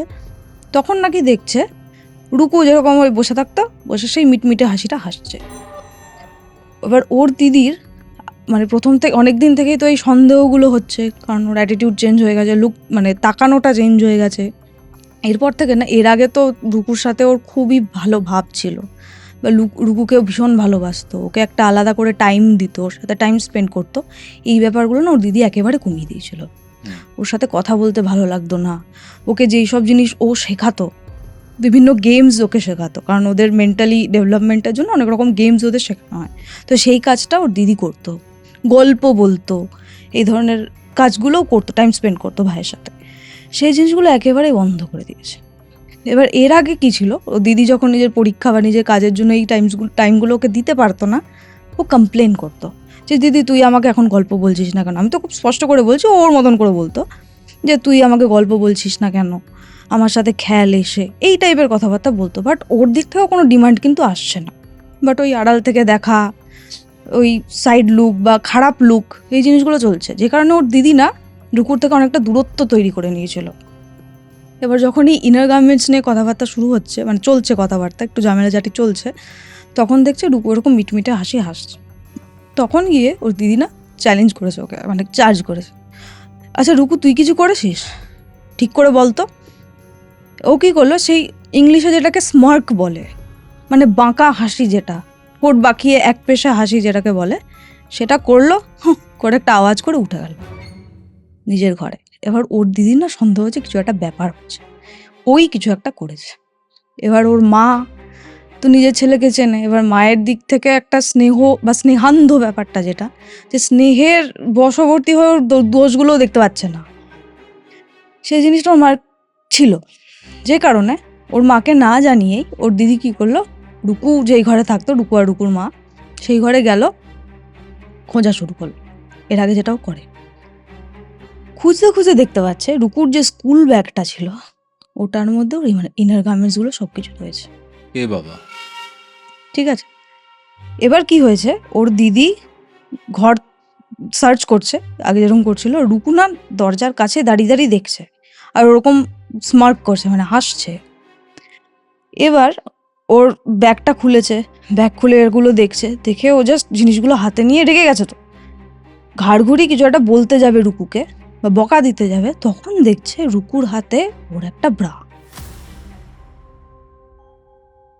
ওর দিদির একটা ব্রা ও হাতে তখন ধরে রেখেছে। দিদিকে দেখিয়ে দেখিয়ে ও ওটাকে নাকের কাছে আনছে, চোখ বন্ধ করে এরকম করছে, আবার নিচে নামিয়ে রাখছে। এ বাবা, মানে খুব খারাপ একটা ইঙ্গিত, যেটাকে একটা মানে সেক্সুয়াল অ্যাসাল্ট হিসেবেই ধরা যায়, সেই জিনিসটা এই ধরনের মানে ইশারাও করছে। এবার এই জিনিসটা ওর মাকে কিভাবে বোঝাবে? রুকু যদি স্বাভাবিক ছেলে হতো তাও একরকম বলা যেত, বাট ও যেহেতু অন্যরকম, এই জিনিসটা কি করে ওর মাকে বোঝাবে যে রুকু এই কাজটা করছে? তুই বললি না, আমার জাস্ট গুজবাম্পস দিল এটা। মানে আমি যখন শুনেছিলাম আমারও এরকম লেগেছিল যে এইটা কি করে হতে পারে, মানে খুবই ঘৃণ্য ব্যাপারটা। ঘৃণ্য এবং কৃপি। এই জিনিসটা যখন হলো, ওর মাকে বললো, এবার মা বলছে দেখ ও তো বোঝে না, ও কি এই ইনার গার্মেন্টসের ব্যাপারগুলো বোঝে, যে এই জিনিসগুলো খুব পার্সোনাল জিনিস, কারোরটা কারোর ধরতে নেই। এবার ও বলছে ও তো এরকম ছিল না, ওর নিজের জিনিস কেউ ধরে, সেটাও ওর যেমন পছন্দ নয়, অন্যের জিনিস কখনো কোনোদিন হাতে দিত, এই টেন্ডেন্সিটা ওর মধ্যে ছিলই না। সেক্ষেত্রে ওই এই কাজটা করছে, কিভাবে করছে, এই জিনিসটা হলো। এবং ওর দিদি আরও বেশি সতর্ক হয়ে গেল, একটা রাগ তৈরি হলো রুকুর প্রতি, স্বাভাবিক। মানে আগে যেরকম দূরত্বটা বাড়িয়েছিল, এখন পুরোপুরি একটা দেওয়াল তুলে দিল, পুরোপুরি ডিট্যাচড হয়ে গেল, মানে সে একটা অন্য ছেলের মতন করে বিহেভ করা শুরু করলো, কারণ ওর তো পুরোপুরি চেঞ্জ হয়ে গেছে ওর ভাই। এবার এই জিনিসটা হলো, এরপর জিনিসটা যেটা শুরু হলো বলতে, যেটা আমি বলতে ভুলে গেছিলাম সেটা আগে একটু বলে নিই, এটা খুব ইম্পর্ট্যান্ট একটা বিষয় ছিল, আমার আগেই বলা উচিত ছিল, সরি। সেটা হচ্ছে একদম প্রথমে যখন ওই মাস্টারমশাই এসেছিলেন, ওকে সন্দেশ খাইয়েছিলেন, প্রসাদ দিয়েছিলেন, তার একদিন কি দুদিন পরে খুব বৃষ্টি হচ্ছিল সেদিনকে, মানে ওই শীতকালে শুরুর আগে যে বৃষ্টিটা হয় না, ওইরকম একটা বৃষ্টি হচ্ছে। তো রুকু চুপচাপ বসে বৃষ্টি দেখছিল। বৃষ্টি দেখার সময় ও দুলে দুলে কিছু একটা আওড়াচ্ছিল। ও তার এটা আগে তো প্রায়ই করতো, হ্যাঁ রিপিট করতো, রাইমস হোক যাই হোক না কেন, এটা একটা আওড়াচ্ছিল। করতে করতে ওই যে ঢুকলো ঢুকে গেল, এই জিনিসটাও বলেছে। এবার ওদের বাড়িতে না রান্নাঘরে বেড়াল ঢুকতো জানলা দিয়ে। এবার ও যখনই এটা বলেছে ওর মা ভেবেছে রান্নাঘরে বেড়াল ঢুকেছে। তাই রে কখন ঢুকেছে রে, এইমাত্র ঢুকলো বলে তাড়াতাড়ি করে ওর মা রান্নাঘরে গেছে, গিয়ে দেখছে না রান্নাঘরের দরজা তো বন্ধ, বেড়াল তো ঢোকেনি। তখন ওকে জিজ্ঞেস করছে তুই বেড়ালটা কি ঢুকেছি, তুই দেখেছিস? না বেড়াল ঢোকেনি। তাহলে কি ঢুকলো? বলে একটা লোক ঢুকেছে, অনেক লম্বা, কালো কালো। এবার ও তো অন্যরকম ভাবে কথা বলে, স্পষ্ট করে কথা বলতে পারে না। নাকি বলেছিল না একটা অনেক উঁচু জিনিস ঢুকেছে, কালো কালো, দরজা দিয়ে ঢুকেছে, এটা বলেও ওটাকে আবার সেই রিপিট করছে। এবার কি দেখেছে, এবার ওর কথা তো ঠিক করে বোঝা যাচ্ছে না, ওটা ইগনোর করে দিচ্ছে। কারণ ওই জিনিসটা ওই দিনের পর থেকে আর কখনো বলেনি। এটা একটু মার্ক করে রাখিস, কারণ এই রিলেটেড প্রশ্ন আমি তোকে করবো, কারণ এই ব্যাপারটা অনেকটাই, এই যে ঘটনাটা খুবই কনফিউজিং, আমার ক্ষেত্রে তো খুবই কনফিউজিং। তো যাই হোক, ব্যাক টু দ্য স্টোরি। আবার যে জিনিসটা আমি বলছিলাম সেটা হচ্ছে ওই মানে মাস্টারমশাইয়ের পরে আরেকজন দিদিমণি ওর জন্য রাখা হয়েছিল, গৃহশিক্ষিকা যেটাকে বলে। তিনি ঘরে এসে পড়াতেন, তিনি স্পেশাল চাইল্ডদেরই পড়াতেন। কারণ তিনি একজন স্কুলেও পড়াতেন, এই স্পেশাল চাইল্ডদের যে আলাদা স্কুল থাকে সেখানেও পড়াতেন, এবং বাড়ি বাড়ি গিয়ে স্পেশাল চাইল্ডদের টিউশন দিতেন। তো তার বয়স হবে ধর ওই 27-28 এরকম বয়স হবে। মানে নতুন নতুন সংসার শুরু করেছে, মানে তার একটা বাচ্চাও আছে, মানে হ্যাঁ এরকমই, হ্যাঁ ছোট একটা বাচ্চা রয়েছে। এরকম একজন দিদিমণি তিনি পড়াতে আসতেন। তো একদিন হয়েছে কি, রুকুর বাবা অফিস গেছে যথারীতি দুপুরবেলার টাইমে। রুকুর দিদি গেছে ওর কাজের জায়গায়, চাকরি করতো বা কলেজ যেতে, এরকম কিছু একটা ব্যাপার আছে, আমার ঠিক এক্স্যাক্টলি মনে নেই। মোট কথা ওর দিদিও ছিল না, ওর মাও ছিল না বাড়িতে। ওর টিউটার যখন এসছে, দিদিমণি যখন এসছেন, তখন ওকে বলেই বেরিয়েছে যে বাবা আমি একটু বেরোচ্ছি, তুমি ওকে পড়াতে থাকো, তার মধ্যে আমি চলে আসবো। কোনো কাজে উনি বেরিয়েছেন। তো রুকু পড়ছে। এবার রুকুর অ্যাটিটিউডের মধ্যে যে চেঞ্জটা, সেটা ওই দিদিমণিও একটু একটু ধরতে পারছে, কিন্তু বিশাল ম্যাসিভ কিছু চেঞ্জ উনি তখনও অবধি কিছু লক্ষ্য করেননি। তো উনি পড়াচ্ছেন রুকুকে। একসময় রুকু বলছে যে আমার একটু বাথরুমে যেতে হবে, আমি একটু আসছি। উনি বলছেন ঠিক আছে যাও, কোনো অসুবিধা নেই। রুকু গেছে। এবার উনি জানেন যে রুকুর বাথরুম থেকে বেরোতে একটু টাইম লাগে। উনি নিশ্চিন্তে বসে রয়েছেন, হয়তো বইপত্র ঘাঁটছেন বা নিজের ফোন টোন ঘাঁটছেন কিছু, মোট কথা উনি অন্যমনস্ক ছিলেন। সেই সময় নাকি, এটা অনেক পরে জানা গেছে, সেটা হচ্ছে উনি অনুভব করতে পারছেন কেউ একটা খুব শক্তিশালী কেউ ওনাকে পেছন থেকে ঝাপটে ধরেছে, মুখ চেপে ধরেছে, এবং উনি তো চেয়ারে বসে রয়েছেন, চেয়ার শুদ্ধ ওনাকে টেনে নিয়েছে। আর যখন উনি হাত পা ছিটোচ্ছেন, চেয়ারটা থেকে মানে চেয়ারটা পড়ে গেছে, আর ওনাকে খুব জোরে টেনে নিয়ে চলে গেছে কোথাও। এই যে ঘটনাটা, এটা এখান অবধি থাকলো কেন, এরপরে কি হয়েছিল পরে জানা গেছে। এটা কবে হয়েছিল? এটা এই যে সিগারেট খাওয়া ব্যাপার, তারপরে ওর দিদির ইয়ে নিয়ে, মানে ইনার গার্মেন্টস নিয়ে এই যে কাণ্ড কারখানা হয়েছে, তার ধর 1 থেকে 1.5 সপ্তাহ পর এই ঘটনা ঘটছে। এটা হলো, ওর মা ফিরে এলো ঘরে, ফিরে এসে বলছে কি হলো, দিদিমণি কোথায় গেল? ও বলছে দিদিমণি চলে গেছে, পড়ানো হয়ে গেছে, চলে গেছে। বলছে আমাকে বলে গেল না, আমি বললাম যে আমি চলে আসবো কিছুক্ষণ পর, আমাকে অন্তত আমি আসা অব্দি একটু ওয়েট করতে পারতো। ঠিক আছে চলে গেছে, অসুবিধা নেই, পড়ানো হয়ে গেছে, চলে গেছে। ওর মা অতটাও না কিছু ভাবেনি। এবার ওর মা এসে দেখেছে যে দরজাটা খোলা, ওদের সদর দরজাটা খোলা। এবার ও জানেই রুকু দরজা লাগাতে পারতো না আগে, দরজা খোলা থাকারই কথা। ঠিক আছে হয়তো চলে গেছে, রুকু আর দরজা লাগায়নি, চলে গেছে এই ব্যাপারটা। এবার সেই দিনই মোটামুটি যখন ধর রাত 10টা 10:30 বাজে, দিদিমণি বাড়ির লোক এসছে, ওনার হাজব্যান্ড এসছে, আর ওনার বোধহয় দেওর ছিলেন, মানে সে এসে বলছে যে আচ্ছা ও কি আজকে আপনাদের বাড়িতে পড়াতে এসেছিল রুকুকে? তো বলছে হ্যাঁ ও তো পড়াতে এসেছিল, পড়িয়ে চলেও গেছে। বলছে জানেন ও না এখনো বাড়ি ফেরেনি। আচ্ছা, ঠিক আছে, ও এখনো বাড়ি ফেরেনি। তো রুকুর মা অবাক হয়ে বলছে হ্যাঁ আমার এখান থেকে, মানে যখন বেরিয়েছে তখন আমার সাথে দেখা হয়নি, এরকম আমাকে না জানিয়েই চলে গেছে, বাড়ি ফেরেনি কেন। এবার ওকে ফোন করছে, ফোনটা বেজে যাচ্ছে, কেউ ধরছে না। এবার ওরা চিন্তিত হয়ে পড়েছে অবভিয়াসলি। এবার অনেকক্ষণই খুঁজেছে, ওরাও গিয়ে খুঁজেছে, অনেক জায়গাতেই খুঁজেছে, সম্ভাব্য যেখানে পাওয়া যেতে পারে সেই জায়গাতে খুঁজেছে, বাট পায়নি। সেই দিনটা পুরোটা কেটে গেছে। এবার সবাই বলছে যে ঠিক আছে আজকের রাতটা যাক, যদি কালকে সকালের মধ্যে উনি ফিরে না আসেন অবশ্যই করে থানায় খবর দিতে হবে, পুলিশকে খবর দিতে হবে, কারণ চারদিকে তো অনেক কিছুই ক্রাইম টাইম হয়ে থাকে, কার কোথায় কী হলো বলা যায় না, পুলিশে অবশ্যই খবর দিতে হবে। তো এই জিনিসটা হয়েছে, পুলিশে খবর দেওয়া হয়েছে, পুলিশ এসছে, রুকুদের বাড়িতেও জিজ্ঞাসাবাদ করেছে, কিছু বলেনি। এবার রুকুকে কি জিজ্ঞেস করবে পুলিশ এসে, রুকুকে খুব একটা জিজ্ঞেস করেনি কিছু। এবার ওর বাবা মা জিজ্ঞেস করেছে যে দিদিমণি এসেছিলো, দিদিমণি কটায় বেরিয়েছে, ওর তো টাইমও সেভাবে বলতে পারে না। ও কিন্তু আগে যেরকমভাবে কথা বলতো সেভাবেই কথা বলছে, মিসলেনিয়াস কথাবার্তা বলছে, যেটার কোনো অটিস্টিকভাবেই কথাবার্তা বলছে। এবার কথা যখন ওরকমভাবে বলছে তখন একে জিজ্ঞেস করে কোনো লাভ নেই, কোনো রকম তথ্য পাওয়া যাবে না ওর থেকে। এটা হয়ে গেল এই দিনের একদিন পরের ঘটনা। এবার একটা জিনিস আমি বলে রাখি যেটা আগে বলিনি, সেটা হচ্ছে ওদের বাড়িটা কীরকম। ওরা যখন মানে যেখানে বর্তমানে বাস করছে সেটা হচ্ছে ওদের নতুন তৈরি বাড়ি। ওদের জমিটা মোটামুটি বড়। ওদের একটা পুরনো বাড়ি ছিল যেটা কিনা এই নতুন বাড়ির ঠিক পিছনে, সেটা একটা খুবই ছোট্ট বাড়ি, যেটা কিনা পরে প্ল্যান আছে ডেমলিশ করে ওখানে অন্য কিছু হয়তো ওরা তৈরি করবে।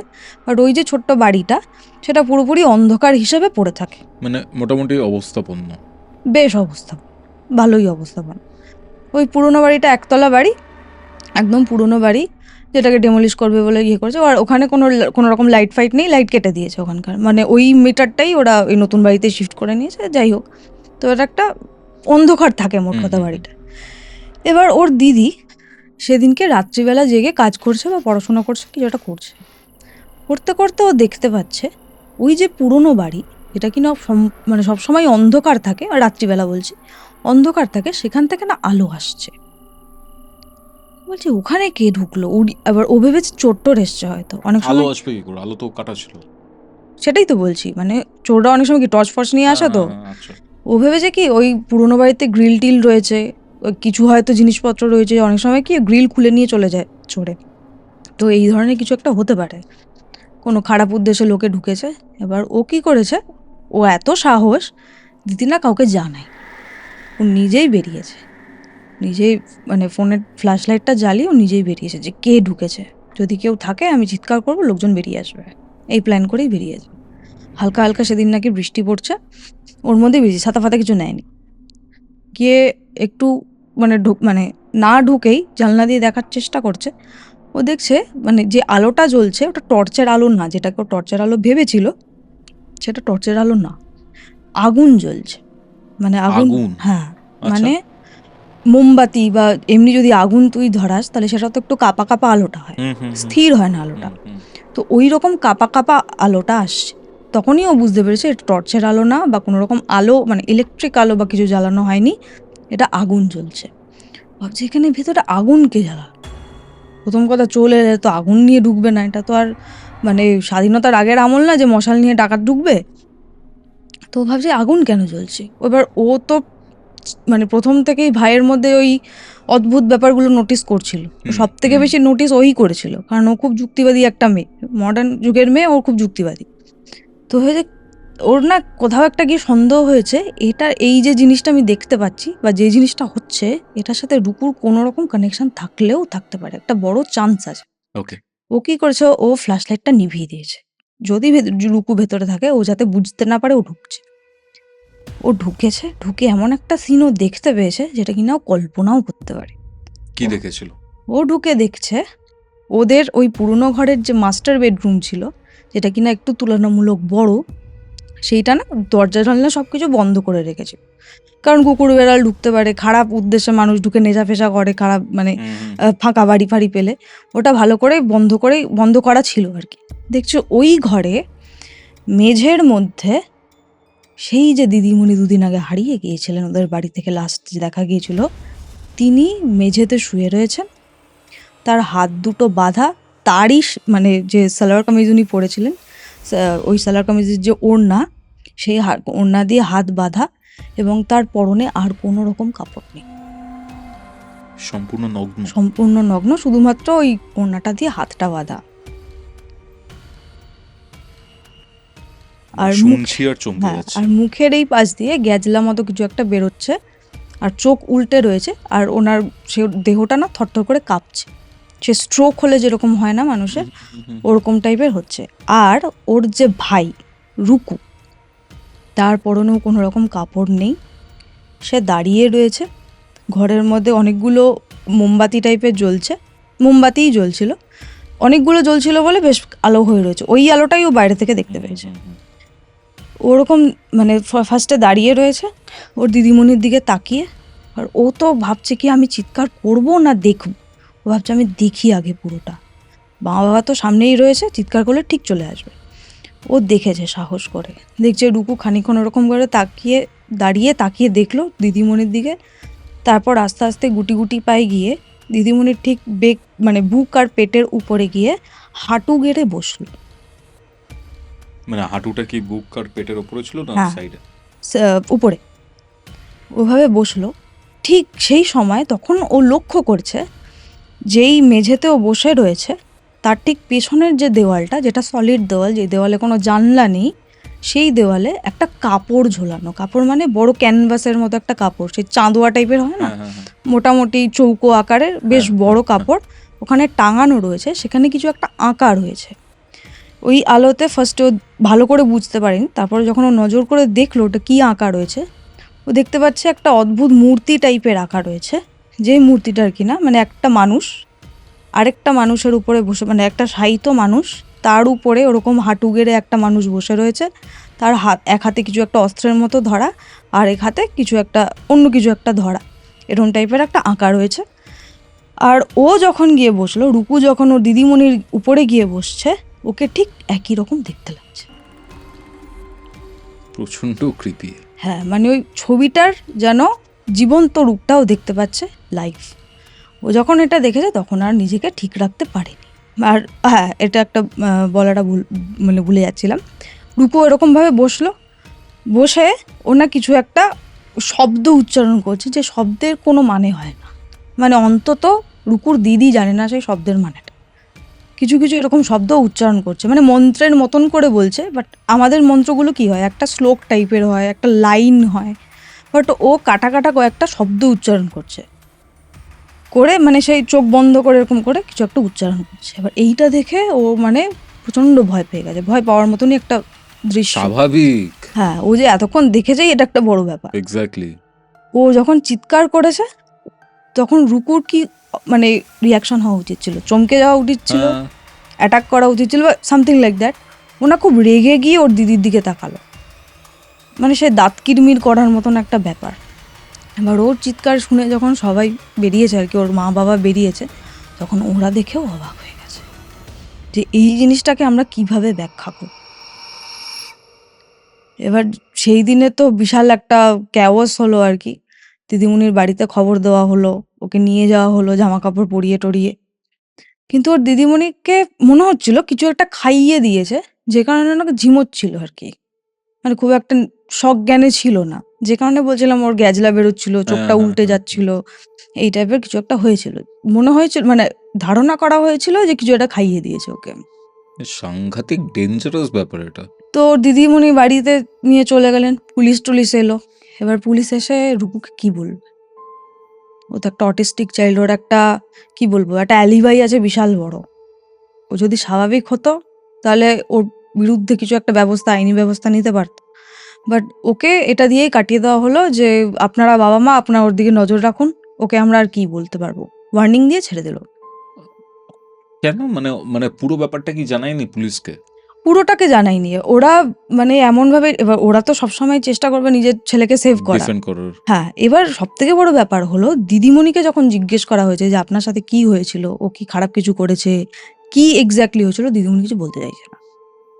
মানে দিদিমণি তো এখানে ভিকটিম একজন, হ্যাঁ, ওর তো কিছু অভিযোগ করা উচিত ছিল, বাট ও কিছুই বলছে না। ওর জন্যই হতে ছেড়ে দিয়েছে।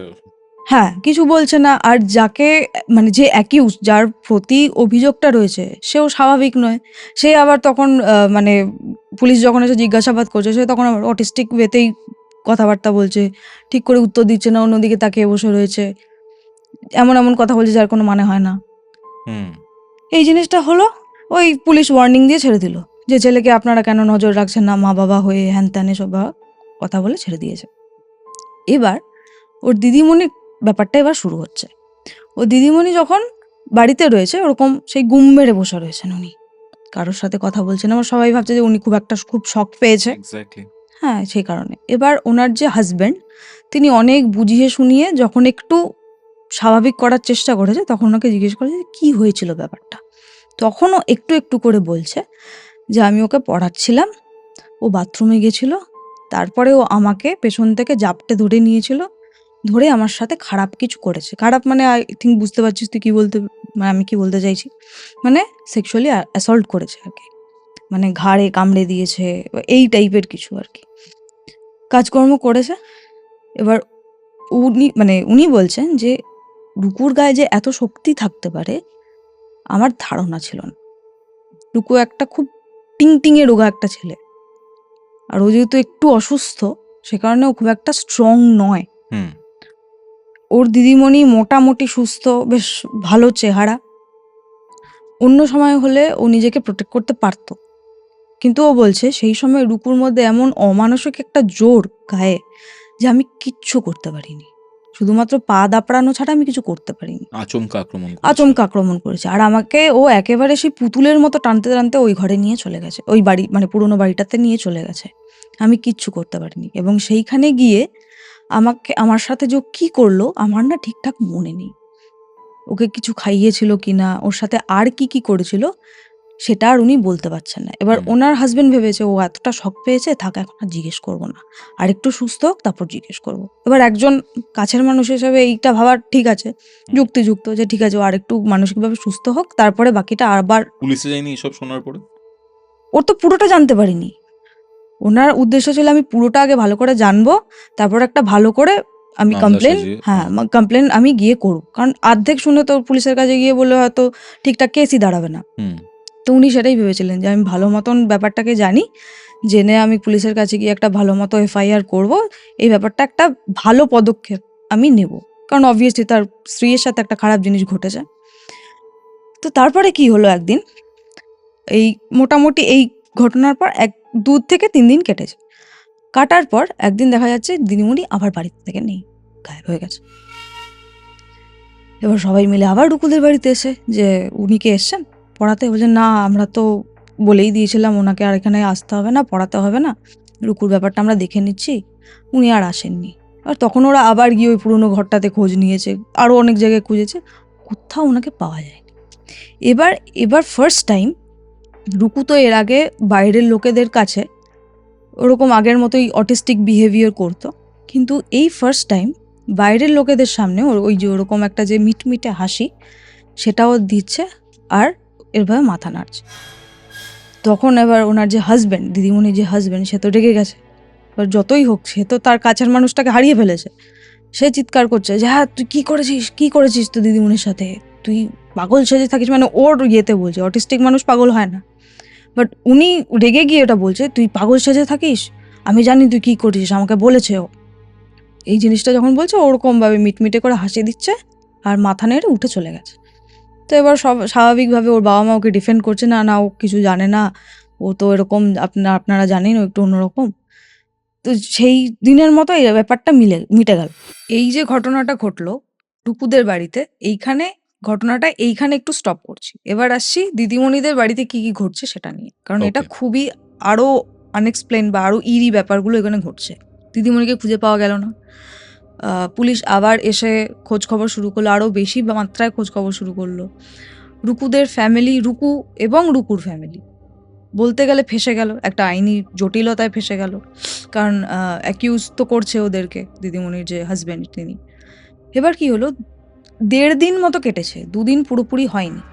2 দিনের মাথায় রাত্রেবেলা একদিন দিদিমণি এসে হাজির হয়েছে নিচের বাড়িতে। আচ্ছা, ঠিক আছে, হাজির হয়েছে। এবার উনি যেই জামা পরে গিয়েছিলেন, উনি সালোয়ার বলবো না, কুর্তি আর আমরা যে লেগিংস পরি মেয়েরা, ওই টাইপের পরে বেরিয়েছিলেন আর কি, কারণ বাড়ির লোক তো জানে যে কোন জামাটা মিসিং রয়েছে, তাহলে বুঝতে হবে যে সেই জামাটা পরে বেরিয়েছে। সেই জামাটা পরা, মানে উপরের পোর্শনটা পরা, বাট নিচে লেগিংস নেই। ওকে। তো একটা গ্রোন মানুষ, একজন প্রাপ্তবয়স্ক মানুষ, মেয়ে মানুষ, একজন মহিলার ক্ষেত্রে এটা খুব লজ্জাজনক ব্যাপার সেভাবে ঘুরে বেড়ানো। বাট উনি ওভাবে ঢুকেছেন ঘরে, রাত্রিবেলা হঠাৎ করে ঘরে ঢুকেছে। ঢুকে উনি কাউকে কিছু না বলে নিজের ঘরে, নিজের যে শোবার ঘর সেখানে ঢুকে গেছেন, আলমারি খুলে নিজের জামা কাপড় বের করছে। এবং খুব স্বাভাবিকভাবেই দিদিমণি যিনি হাজব্যান্ড তিনি তাড়াতাড়ি করে ছুটে এসেছেন, তুমি কোথায় ছিলে, তোমাকে আমরা খুঁজছি, কোথায় ছিলে তুমি, ঠিক আছো তো, তোমার এই অবস্থা কেন, তোমার জামা কাপড়ের এই অবস্থা কেন। উনি ভাবছেন যে ওনার সাথে হয়তো আরও কিছু খারাপ ঘটেছে। উনি অ্যাজ এ প্রোটেক্টিভ হাজব্যান্ড, একজন ভালোবাসার মানুষ হিসেবে উনি বারবার বলছেন। দিদিমণি যিনি, উনি এর আগে যে ভিকটিম ছিলেন ওনার মধ্যে একটা মানে খারাপ লাগা তৈরি হয়েছিল বা উনি চুপচাপ হয়ে গেছিলেন, সেইটা না করে উনি না মুখ ঝামটা দিয়েছেন ওনার হাজব্যান্ডকে, সরে যাও, আমাকে আমার কাজ করতে দাও। তো 1-1.5 বছরের একটা বাচ্চা ওনার ছিল, মেয়ে। তো ও এতদিন ধরে মাকে পায়নি, ও মাকে মিস করছিল অবভিয়াসলি। যেই দেখেছে মা এসছে ও ছুটে গিয়ে মাকে জড়িয়ে ধরেছে, মা মা করে ছুটে জড়িয়ে ধরেছে। তো অ্যাজ এ মা ওনার কি করা উচিত, তাকে আগলে নেওয়া উচিত, কোলে তুলে নেওয়া উচিত। উনি কি করলেন, ঝটকা মেরে মেয়েটাকে সরিয়ে দিল, ওইটুকু বাচ্চা মেয়েকে? ওইটুকু নিজের বাচ্চাকে সরিয়ে দিল, মানে এমনভাবে ধাক্কা মেরেছে মেয়েটা ছিটকে গিয়ে পড়ে গেছে। ওনার এরকম বিহেভিয়ার দেখে ওনার হাজব্যান্ড তো একেবারে থতমত খেয়ে গেছে, এটা কীরকম বিহেভিয়ার করছে। উনি কী করছেন, আলমারি থেকে নিজের জামা কাপড় বের করছে, জামা কাপড় সাথে সাথে টাকা পয়সা, নিজের যে সোনার গয়নাগাটি রয়েছে সেগুলো সব বের করে একটা পোটলার মতো, মানে একটা আরেকটা কাপড়ের মধ্যে ওটাকে পরছে, ব্যাগও ইউজ করছে না। তো ওনার এরকম অদ্ভুত বিহেভিয়ার দেখে ওনার হাজব্যান্ড বারবার জিজ্ঞেস করছে যে কী হয়েছে, তুমি এরকম কেন করছো, তোমার সাথে কী হয়েছে আমাকে বলো। এবার উনি কী করেছেন, কোনো রকম কোনো মানে উত্তর না দিয়ে, সদুত্তর না দিয়ে, রাগারাগি করে বা ওই রকম যেটা বললাম মুখ ঝামটা দিয়ে বেরিয়ে গেছেন ঘর থেকে। আবার ঘর থেকে বেরিয়ে আবার গেছেন? ঘর থেকে বেরিয়ে গেছে। এবার হাজব্যান্ড ওনার পিছন পিছন যাচ্ছে হুম। যে তুমি কোথায় যাচ্ছ, ঘরে ফিরে এসো, ঘরে ফিরে এসো বলছে। উনি দেখতে পাচ্ছেন ওনার ওয়াইফ ওরকম আগে আগে যাচ্ছে, প্রায় দৌড়োতে দৌড়োতে, আর বলছে আসবে না আমার পিছনে, মেরে ফেলবো কিন্তু, আসবে না আমার পেছনে, এরকম বলছে। আর দেখতে পাচ্ছে অনেকটা দূরে স্ট্রিট ল্যাম্পের আলোয় বা স্ট্রিট লাইটের আলোয় দেখা যাচ্ছে অনেক দূরে একটা ছেলে দাঁড়িয়ে রয়েছে, খুব রোগা করে একটা ছেলে। দূর থেকে উনি খুব একটা বুঝতে পারেননি, আরেকটু যখন এগিয়ে গেছেন উনি বুঝতে পারছেন ওটা রুকু? রুকু। এবার ও দেখছে যে রুকু এখানে বাড়ি থেকে একা একা কী করে বেরোলো, অ্যাকর্ডিং টু এভরিওয়ান। আর সবাই জানে যে ও একটু অন্যরকম অটিস্টিক চাইল্ড, ও এত রাতে বাড়ির থেকে কী করে বেরোলো। ওনার ওয়াইফ দৌড়তে দৌড়তে রুকুর কাছে গেল, রুকু অবধি গেল। এবার দুজনে মিলে এতটা স্পিডে বেরিয়ে গেল যে উনি আর হারিয়ে ফেললেন রাত্রিবেলার মধ্যে। উনি দৌড়তে দৌড়তে গেছেন, কাউকে উনি আর দেখতে পাননি। প্রচুর ঘোরাফেরা করেছেন, এদিক ওদিক দেখেছে, একে তাকে জিজ্ঞেসও করেছে, কোথাও তাদের দুজনকে কেউ দেখতেও পায়নি, আর ওদের দুজনে কোনো খোঁজই পাচ্ছে না। তখন উনি কী করলেন, চলে গেলেন রুকুদের বাড়িতে স্বাভাবিকভাবেই, কারণ যাদের বাড়ির ছেলেকে উনি দেখেছেন তাদের বাড়িতে যাবেই খোঁজ করতে। গেছেন, এবার গিয়ে দেখতে পাচ্ছে ওরা খেয়ে দিয়ে ঘুমিয়ে পড়েছে। উনি যখন গিয়ে জিজ্ঞেস করেছে যে রুকু কোথায়, বলছে কেন, রুকু তো নিজের ঘরেই রয়েছে। তখন ওরা আবিষ্কার করছে রুকুর ফ্যামিলি যে রুকু ঘরে নেই, বাড়িতে নেই। এবার দুজনের মধ্যে মানে দুই পক্ষের মধ্যে তো বিশাল ক্যাওস বেঁধে গেছে, তারা আবার খোঁজা শুরু করেছে। এই যে ঝামেলাটা, যে দুজনে ঘর থেকে বেরিয়ে যাচ্ছে, কোথায় যাচ্ছে তার কোনো খোঁজ পাওয়া যাচ্ছে না, এটা দিনের পর দিন ঘটছে। রুকু যে কিনা একা কোথাও যেতে পারতো না, যেতে ভয় পেত, ও দিনের পর দিন বাড়ি থেকে বাইরে বেরিয়ে যাচ্ছে, মানে বাড়ির বাইরে থাকছে। হঠাৎ করে একদিন আসছে, যখন আসছে সারাদিনটা প্রায় ঘুমিয়ে কাটাচ্ছে, আবার হঠাৎ করে কোথা দিয়ে যাও বেরিয়ে যাচ্ছে কেউ বুঝতেই পারছে না। এরকম বেশ কয়েকদিন হলো, মোটামুটি 4 থেকে 5 দিন এরকম হয়েছে। 4 থেকে 5 দিন বলবো না, মোটামুটি 1 সপ্তাহ মতো বারবার এই জিনিসটা ঘটছে। একদিন হলো কি, রুকু ঘরে এসছে, দিদিমণি কিন্তু আর নিজের ঘরে ফিরে যায়নি। যদি ফিরে আসে তো রুকুই একা ফিরে আসে, আর কোনো কথার উত্তরও দেন। একদিন হলো কি, রুকু এসে ঘুমোচ্ছিল নিজের ঘরে, সারাদিনই প্রায় ঘুমোচ্ছে। তখন রাত্রিবেলা ওর মা দেখতে পাচ্ছে, ওর মায়ের তো ঘুম উড়ে গেছে যে ওর ছেলে এরকম অদ্ভুত বিহেভ করছে, দিনের পর দিন ঘরে থাকছে না। ওনার তো চিন্তা, ওনার মধ্যে একটা অস্থিরতা কাজ করছে সবসময়। কিন্তু ওই ম্যাডাম ওনার সাথে ঘরে যাচ্ছে না? না, ম্যাডামকে আর দেখাই যাচ্ছে না। ওকে। ওই যে উনি জামা কাপড় গয়নাগাটি নিয়ে বেরিয়ে গেলেন, আর ওনাকে কেউ দেখে। রুকুকে দেখা যাচ্ছে, কিন্তু রুকুকে জিজ্ঞেস করলে ও আর কিছু বলতে পারছে না, বলছে না বলতে গেলে। এই যে রুকু বাড়ি ফিরছে, ওই ম্যাডামের হাজব্যান্ড দেখতে পেতো, হ্যাঁ সবাই তখন দেখতে চার্জ পাচ্ছে। করতো না? এবার রুকু যখন ঘরে ফিরছে, অ্যাজ রুকুর বাবা মা, প্রোটেক্টিভ বাবা মা, ও তো আর জানাচ্ছে না, কারণ জানে ওনার হাজবেন্ড এসে চোটপাট করবে আবার। হুম। ওনারা চাইছে রুকু ঘরে থাকুক, কিছু একটা সর্ট আউট হয়ে যাবে, কিন্তু রুকু থাকতে পারছে না। ওই একবেলা হয়তো থাকছে, ঘুমোচ্ছে, আর বেরিয়ে যাচ্ছে কোথায়। ওরা ফলো করতো না কোথায় যাচ্ছে বা কিছু? ফলো করতে পারতো না, কখন যে ও বেরিয়ে যেত বোঝাই যেত না। আচ্ছা। বাইরে গিয়ে খোঁজ খবর করলে ওকে দেখা যেত না কোথাও। ওই যে পুরোনো ঘরটা যদি আছে ওখানেও বারবার যেত, খোঁজ খবর নিত, পেত না। বাট ওই যে কাপড়ের মধ্যে যে আঁকাটা, ওটা ওখানে তখনও ছিল। ওটার ব্যাপারে, ওটার বর্ণনাটা আমি পরে দেবো। ওই ব্যাপারে তোর সাথে একটা মানে কোয়েশ্চনও আছে, ওটা কি কি বিষয় ওই ব্যাপারে। তো এই জিনিসটা যখন হলো, একদিন রুকু এরকম ফিরে এসে ঘরে শুয়েছিল, ঘুমোচ্ছিল। ওর মা জেগে ড্রয়িং রুম, যে এরকম যেই জায়গাটাতে ওদের টিভি রয়েছে, সেখানে উনি জেগে বসেছিলেন, দুশ্চিন্তা করছিলেন যে আমার ছেলের কি হলো, কি করা যেতে পারে। একটা আইনি জটিলতা জড়িয়ে গেছে, পাড়ায় টেকা দায় হয়ে উঠছে, পাড়ার লোকও অ্যাকিউজ করছে যে আপনার ছেলে তো এরকম, আমরা যত জানতাম না, এভাবে করলে তো আপনাদের পাড়ায় রাখা যাবে না, এই ধরনের অভিযোগ আসছে। যে আর ওনার দিদিমণির সাথে যে ও খারাপ করেছিল, বাজে বিহেভ করেছিল, সেদিক থেকে বলতে গেলে আমাদের এখানকার মেয়েরা তো সেফ নয়। ওনারা ওদের দিক থেকে ঠিকই বলেছে যে আমাদের মেয়েরা যে যদি কিছু খারাপ কিছু করে যায়, সেটা তো আমরা মেনে নেবো না। তো এই সব ব্যাপার নিয়ে উনি খুব দুশ্চিন্তা করছিলেন, বসেছিলেন। তো উনি দেখতে পাচ্ছেন রুকু যে ঘর থেকে বেরিয়েছে, সেটা উনি দেখতে পান। উনি বুঝতে পারছে, মানে যেখানটা বসে আছে উনি টিভিতে রিফ্লেকশন দেখছে পেছন দিকের জানলা দিয়ে কাউকে একটা দেখা যাচ্ছে, এবং মা হিসেবে রুকুকে রেকগনাইজ করতে পেরেছে একদম চট করে। দেখছে রুকুর সাথে আরও একজন কেউ দাঁড়িয়ে রয়েছে। এবার উনি প্রথমেই, ওনার মাথায় কি এসছে, দিদিমণির কথা, যে ওরা দুজনই তো নিপাত্তা থাকে। এবার উনি ভেবেছে আমরা গিয়ে ধরি, যে কোনোভাবে ওদেরকে ঘরে নিয়ে আসি।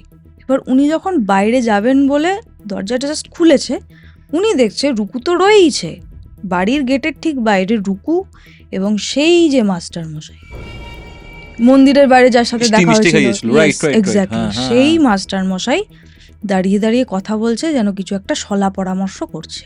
খুব গুজগুজ ফুসফুস করে ওরা দুজনের সাথে কথা বলছে। আর রুকুনা খুব হাত পা নেড়ে রেগে কথা বলছে বা এরকম কিছু। আর মাস্টার মশাইকে দেখে মনে হচ্ছে কিছু একটা মানে কিছু একটা বোঝানোর চেষ্টা করছে বা কিছু একটা প্লিড করছে, মানে কি বলবো, এটা প্লিজ কর বা এটা কিছু বল, এই টাইপের কথা। উনি একটু নিচু হয়ে কথা বলছেন। তো এই জিনিসটা যখন উনি দেখলেন, ওনার মনে হচ্ছে মাস্টার মশাই এত রাতে এখানে কি করছেন, আর রুকুর সাথে এইভাবে কেন কথা বলছেন। এবার ওর মায়ের মনে হয়েছে যে রুকু বাড়ির থেকে আবার বেরিয়ে পালিয়ে যাওয়ার চেষ্টা করছিল। মাস্টার মশাই কোনো কারণে এখান দিয়ে যাচ্ছিলেন, রুকুকে দেখেছে, উনি হয়তো রুকুকে বলছেন এই সময় ঘরে বাইরে থাকা উচিত না, ভেতরে চলে যা, এই টাইপের, মানে অ্যাজ আ গুরুজন ওনাকে হয়তো বোঝাচ্ছে। উনি বাইরে বেরিয়েছেন। উনি না একটা খুব ভালো কাজ করেছেন, উনি তাড়াতাড়ি গিয়ে খপ করে ধরেননি, উনি আস্তে আস্তে এগোচ্ছেন। ওনার মনেও হয়তো একটা কৌতূহল হয়েছিল যে দুজনে কি কথা বলছে, আমার একটু শুনতে হবে। ওরা যখন উনি যখন একটু কাছাকাছি গেছে, জায়গাটা তো অন্ধকার, রাত্রিবেলা, তো উনি শুনতে পাচ্ছেন আবছা আবছা একটু অল্প অল্প আওয়াজটা যখন আসছে, সেটাতে উনি শুনতে পাচ্ছেন যে রুকু আর ওই উনি যে মাস্টারমশাই, দুজনের মধ্যে কথা হচ্ছে। মাস্টারমশাই বলছে, এবার তো ঘরে চলে আয়, তুই যা চেয়েছিলি সব তো হয়ে গেল, এবার এখানে কেন পড়ে আছিস, ঘরে চলে আয়, আমরা তো ঘরে টিকতে পারছি না, তোকে তো এসে ওরা খুঁজছে। মানেটা কি? এই মানেটা আমি আরেকটু পরে বলবো, এইটুকু সাসপেন্স থাক। ওরা এসে বলছে, অনেকটাই সাসপেন্স বিল্ড হয়ে গেছে যদিও। তো উনি বলছেন ওরা তো তোকে এসে রোজ খুঁজছে, আমরা তো ঘরে টিকতে পারছি না, তুই ঘরে ফিরে আয়, নাহলে ওরা আমাদের টিকতে দেবে না, এই ধরনের কথাবার্তা বলছে।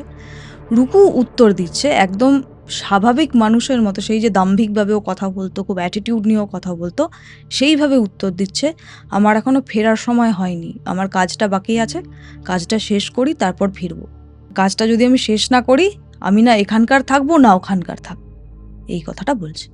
এই জিনিসটা যখন হলো, তখন মাস্টারমশাই কথা বলতে বলতে ওর মাকে লক্ষ্য করেছে। যেই লক্ষ্য করেছে, উনি না চমকে গেছে, চমকে উঠে তাড়াতাড়ি করে উনি আবার হাঁটা দিয়েছে নিজের বাড়ির দিকে। ওর মা মোটামুটি দৌড়ে এসে জিজ্ঞেস করছে যে কী ব্যাপার কি না। রুকু অ্যাজ ইউজুয়াল কোনো উত্তর না দিয়ে সেই একইভাবে অ্যাটিটিউড দেখিয়ে চলে গেল, কিন্তু বাড়ি ফিরল না, চলে গেল। আর রুকুর মা এতটাই অবাক হয়ে গেছিল যে তখন আর রুকুকে বলতে পারেনি যে তুই দাঁড়া, তুই আবার ঘরে ফিরে আয়, সেটা কিছু বলতে পারি। হুম। সেই সময় মানে ওর মায়ের মাথায় এই ব্যাপারটা স্ট্রাইক করলো, এই যে এতদিন ধরে এই যে অদ্ভুত ঘটনাগুলো ঘটছে, সেটার সাথে কোথাও না কোথাও গিয়ে ওই মাস্টার মশাইয়ের যোগ আছেই। কারণ ওই মিষ্টি খাওয়ার পর থেকেই তো Exactly. রাইট। তখন এই সময় ওর মায়ের মাথায় এটা স্ট্রাইক করলো, এই জিনিসটা কবে থেকে শুরু হয়েছে। হুম হুম হুম উনি ওটা ক্যালকুলেট করলেন যে যবে থেকে মাস্টারমশাইয়ের সাথে দেখা হয়েছিল, তিনি প্রসাদ খাওয়ালেন রুকুকে, তখন উনি মনে করলেন যে আচ্ছা, আমরা তো দুজন ছিলাম, প্রসাদটা তো ভাগ করে দুজনকে দেওয়া উচিত ছিল, খালি রুকুকে কেন দিল? এর আগে কিন্তু এই ধরনের কথাবার্তা ওনার মাথায় আসেইনি। হুম এই বিপদটা হয়ে যাওয়ার পর, এত কিছু কেস ঘটে যাওয়ার পর, তখন ওনার মাথায় এই লজিকটা কাজ করলো যে কিছু একটা তো গড়বড় আছে, যেটা কিনা ওই মিষ্টির থেকে কানেক্টেড। উনি ভাবলেন এখনকার মতো যা আছে থাক, এই রাত্রিবেলা গিয়ে কিছু করা দরকার নেই, কালকে সকালে আমরা যাব। রুকুর মা, রুকুর দিদি, তিনজনে মিলে গিয়ে পরের দিন রীতিমতো চার্জ করলেন যে আপনার কি ব্যাপার, আমরা বুঝতে পেরেছি কিছু না কিছু আপনি যুক্ত আছেন এই ব্যাপারটাতে, আমাদের টেকা এখানে দায় হয়ে যাচ্ছে, আমাদের লাইফ শেষ হয়ে যাচ্ছে, আমাদের ঘরের ছেলে আর নিজের মতো নেই, ও এমনিতেই অন্যরকম ছিল, আমরা রীতিমতো ওকে হারিয়ে ফেলছি, আমরা আর সহ্য করতে পারছি না, কি ব্যাপার আপনি স্বীকার করুন, আপনি নিশ্চয়ই কোনো না কোনোভাবে এর সাথে যুক্ত। তখন ওই মাস্টার মশাই অনেকক্ষণ চুপ করে থাকার পর প্রথমে তো ডিনাই করছিলেন যে হ্যাঁ আমি কিছু জানি না, কি ব্যাপার কি না, কিন্তু তারপরে একটা টাইমে উনি ভেঙে পড়লেন বলতে কি, আর ধরে রাখতে পারলেন না নিজের ক্যারেক্টারটা। উনি বলতে শুরু করলেন যে জানো না বৌমা, আমরা যে এখানে কি জিনিস নিয়ে চলছি, তোমাকে বললে তাহলে তুমি বুঝতে পারবে আমি কেন এটা করছি। তখন এবার মাস্টার মশাই কি বলছেন সেটা আমি বলছি। মাস্টার মশাই যে ছেলে ছিল, যে কিনা কিছু মাস আগে মারা গিয়েছিল, সে না খুব বখাটে একটা ছেলে ছিল। মাস্টারমশাই একজন সম্মানজনক ব্যক্তি, শিক্ষক মানুষ, তিনি খুব ভদ্র ভালো মানুষ হিসেবে সবাই চেনে, সত্যিই তাই ছিলেন, কিন্তু তার ছেলে সেরকম ছিল না, মানে মা বাবার স্ট্যান্ডার্ডেও ছিল না, ও প্রচণ্ড বখাটে হয়ে গিয়েছিল, অর্ধেক টাইম বাড়িতে থাকতো না, কোথায় কোথায় বেড়াতো কেউ জানতো না, অদ্ভুত জিনিসপত্র করতো, কাজ করতো, যেটা কিনা স্বাভাবিক সুস্থ স্বাভাবিক ছেলেমেয়েরা করে না, বিভিন্ন রকম নেশা করতো, মেয়েদের সাথে খারাপ ব্যবহার করতো, মোট কথা ওর ক্যারেক্টারটা ভালো ছিল না, বাজে একটা ছেলে ছিল, যেটাকে আমরা বাজে ছেলে বলি, সেরকম বাজে ছেলে ছিল। বলছে ও যে শুধু কোনো রকম নেশা বা বদসঙ্গেই পড়েছিল তা নয়, ও কিছু সিক্রেটিভ কাল্টের সাথে যুক্ত হয়ে গিয়েছিল। সিক্রেটিভ কাল্ট বা ফরবিডেন কাল্ট যেটাকে বলা হয়, গুপ্ত বিদ্যা বা গুপ্ত দল, গুপ্ত সংগঠনের সাথে যুক্ত হয়ে গিয়েছিল। এটা যখন উনি বললেন, তখন রুকুরমা সন্দেহ করলো কোনো রাজনৈতিক বিষয়ে হয়তো যুক্ত হয়ে গেছিল, হুম কারণ গুপ্ত অনেক দল টল থাকে। ডেফিনেটলি হ্যাঁ। নর্থের হ্যাঁ, তো অনেক ধরনের অরাজনৈতিক দল থাকে যারা কিনা খারাপ কাজকর্ম করে। তো বলছে সেই ধরনের কিছু কি? ওর বাবা মানে মাস্টারমশাই যিনি, উনি একটু চুপ করে থেকে বললেন, সেটা হলে আমি বেঁচে যেতাম, সেটা যদি হতো আমি বেঁচে যেতাম। সে কেন? বলছে না, তার থেকেও সাংঘাতিক জিনিস। কি? কিছু কিছু লোক বা ও যাদেরকে বন্ধু বলতো সেই ছেলেটির নামটাও আমি বলবো না, আমি কিছু একটা নাম দিয়ে দিচ্ছি, অ্যাড্রেস করে দিচ্ছি, বিজয় ধরে নেয়। তো বিজয় আগে তো বন্ধুদের আনতো ঘরে, এনে নেশা টেশা করতো, কিন্তু কিছুদিন পর থেকে লক্ষ্য করতো যে ওর যে বন্ধু হিসেবে যাদের ঘরে আনে তাদের বয়স অনেকটা বেশি। এই যারা আসে তাদের বেশভূষা একদম অন্যরকম, বেশিরভাগ ক্ষেত্রে তারা কালো জামা কাপড় পরে, এবং সেই জামা কাপড় না, মানে সেই জামা কাপড়ে কোনো সেলাই থাকে না, মানে কাপড় দিয়ে তৈরি জামা কাপড় নয়, একটা কাপড়কেই পেঁচিয়ে শাড়ির মতন করে অলমোস্ট সেরকম করে পেঁচিয়ে তারা আসে, এবং এসে তারা ছাদের ঘরে বসে ঘন্টার পর ঘন্টা কাটায়, তারা নেশাও করে, তার সঙ্গে সঙ্গে এমন কিছু কাজকর্ম করে যেটা কিনা গুপ্ত, কাউকেও ঘরে ঢুকতে দিত না, সেই ব্যাপারে কারোর সাথে কথা বলতো না। এবং তারা যখন নাও আসতো, ও যখন ঘরে একা থাকতো, কিছু মানে ওরা তো বাবা মা, ওরা তো বুঝতে পারতো যে আমার ঘরে কি হচ্ছে না হচ্ছে, ও নাকি কিছু এমন রিচুয়াল করতো যেটা কিনা অন্যান্য পুজো আর্চা বা নর্মাল যারা তন্ত্র সাধনা করে সেই রকম কিছু কিন্তু নয়, একদমই আলাদা কিছুও করতো। ও বলছে দেখবেন, আপনারা আসুন আমার ঘরে, দেখাচ্ছি কিছু, ওর ঘরটা এখনো রয়েছে। উনি ওদেরকে ঘরে নিয়ে গেল, ছাদের যে ঘরটায় ও বসে উপাসনা করতো বা নিষিদ্ধ কাজকর্ম করতো, সেইখানে নিয়ে গেল। বললাম রুকুর দিদিও গেছিল। ওরা দেখলো সেই দেওয়াল জুড়ে, সেই ঘরের দেওয়াল জুড়ে একটা জিনিস বা একটা দেবতার আকৃতি আঁকা রয়েছে, যেটা কিনা এক্স্যাক্টলি সেটা যেটা ওদের ঘরে, পুরনো ঘরে একটা কাপড়ের মধ্যে এঁকে ঝোলানো ছিল। যেই সময় রুকু আর ওর দিদি হ্যাঁ, একসাথে ছিল। একদমই ঠিক ওই রকম। যে এবার এইখানে একটু বর্ণনাটা দিয়ে নিই জিনিসটা কীরকম দেখতে ছিল। যেই মানুষটাকে দেবতা বা ডেমিগড বলা যায়, সেই মানুষটাকে দেখে বোঝা যাচ্ছে না সে মেয়ে মানুষ নাকি পুরুষ মানুষ। তার মাথায় কোনো চুলের কোনো আভাস নেই, বলা যায় চুলবিহীন একটা মাথা। গাটা খুব রোগা, পাঁজর বেরিয়ে গেছে এমন, খুব রোগা একজন কেউ বসে রয়েছে একটা নগ্ন নারী মূর্তির উপরে, শায়িত নারী মূর্তি। সে বসে রয়েছে, তার হাতে যেটাকে রুকুর দিদি অস্ত্র হিসেবে ভেবেছিল, যে হাতে কোনো একটা অস্ত্র ধরা, এখন এই যে পুরো পিকচারটা দেওয়াল জুড়ে বড় করে যেহেতু আঁকা রয়েছে, সেই কারণে ওর রুকুর দিদি বুঝতে পারলো ওর হাতে যেটা রয়েছে সেটা অস্ত্র নয়, একটা মানুষের কাটা হাত। কাটা হাত। কাটা হাত এটাকেই এইভাবে ধরে রেখেছে, যেটাকে দেখে মনে হচ্ছিল কোনো অস্ত্র ধরে রয়েছে। কারণ আমাদের নর্মালি আমরা দেখি দেবদেবীদের হাতে কোনো রকম একটা অস্ত্র থাকে যেটা কিনা এইভাবে ধরা থাকে। তো ওই মানে রুকুর দিদি এটা ভেবে ভুল করেছিল যে কোনো অস্ত্র, কিন্তু এখন দেখছে না, ওটা একটা কাটা হাত, মানুষের হাত, এবং তার অন্য হাতে ধরা রয়েছে মানে মানুষের মাথা, নট খুলি, কাটা মাথা। এই জিনিসটা যখন রুকুর দিদি দেখেছে, রুকুর মাও তো দেখেছিল পরে, বলছে এই জিনিসটাই আমাদের পুরনো ঘরে রয়েছে না, যেটা কাপড়ে টাঙানো, এইটা রুকু জানলো কি করে, রুকু এটা আঁকলো কিভাবে। যখন এটা বলছে তখন মাস্টার মশাই বলছি আস্তে আস্তে আপনাদের সবই বলছি, তারপরে বুঝতে পারবেন। বলছে যে আমার ছেলে কিভাবে মারা গিয়েছিল আপনারা কি জানেন? তো ওরা বলছে আমরা তো জানি যে আপনার ছেলে হার্ট অ্যাটাকে মারা গিয়েছিল, ঘরে পড়েছিল, খুব খারাপ একটা বিষয়। বলছে না, ও হার্ট অ্যাটাকে মারা যায়নি। বলছে তাহলে কিভাবে মারা গিয়েছিল? বলছে ওর মৃত্যুটা এতটাই ভয়ঙ্কর, এতটা বীভৎস ছিল যে আমরা আর কাউকে জানতে দিতে চাই।